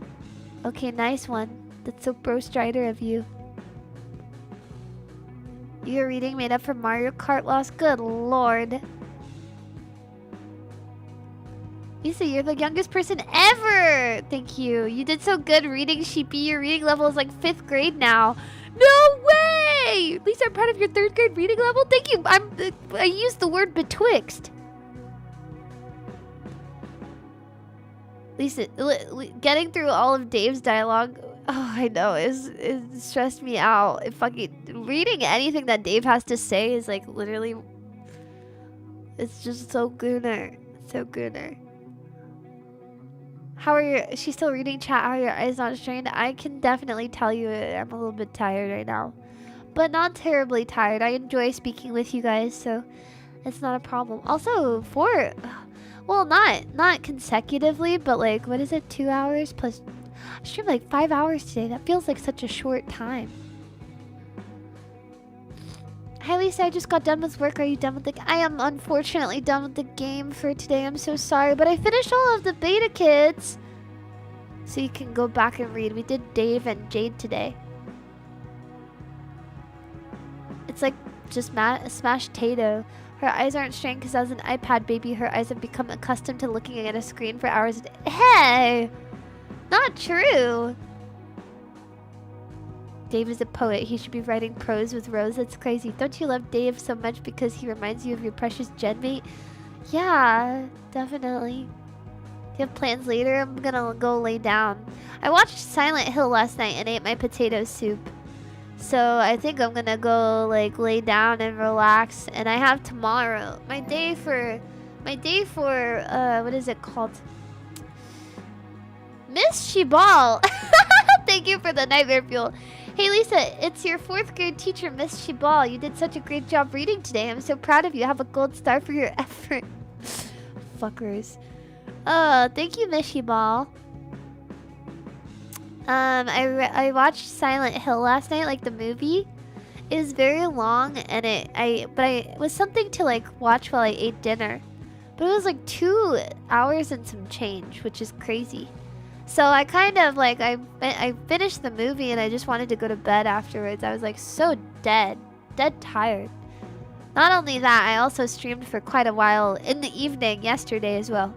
So I kind of just like I cooked dinner, and then I made my dinner, I ate my dinner, and then I fell asleep on the couch, and then I fell asleep in my bed. Lisa's teacher watches her, that's so wholesome. I know, right? If you're Jade and Enya is Dave, who are Rose and John? Feel like... Who in Chroma would write fan fiction? Are you gonna take an AR book quiz? Oh my god, AR book quiz on Homestuck is crazy. I'm gonna drink some of my water.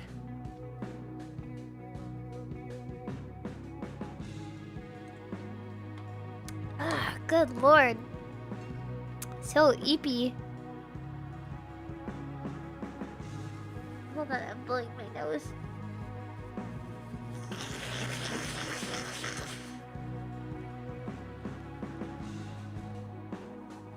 Not just any fanfic, Wizard Yaoi fanfic. Who's like a Fujo? Who in Chroma is a Fujo?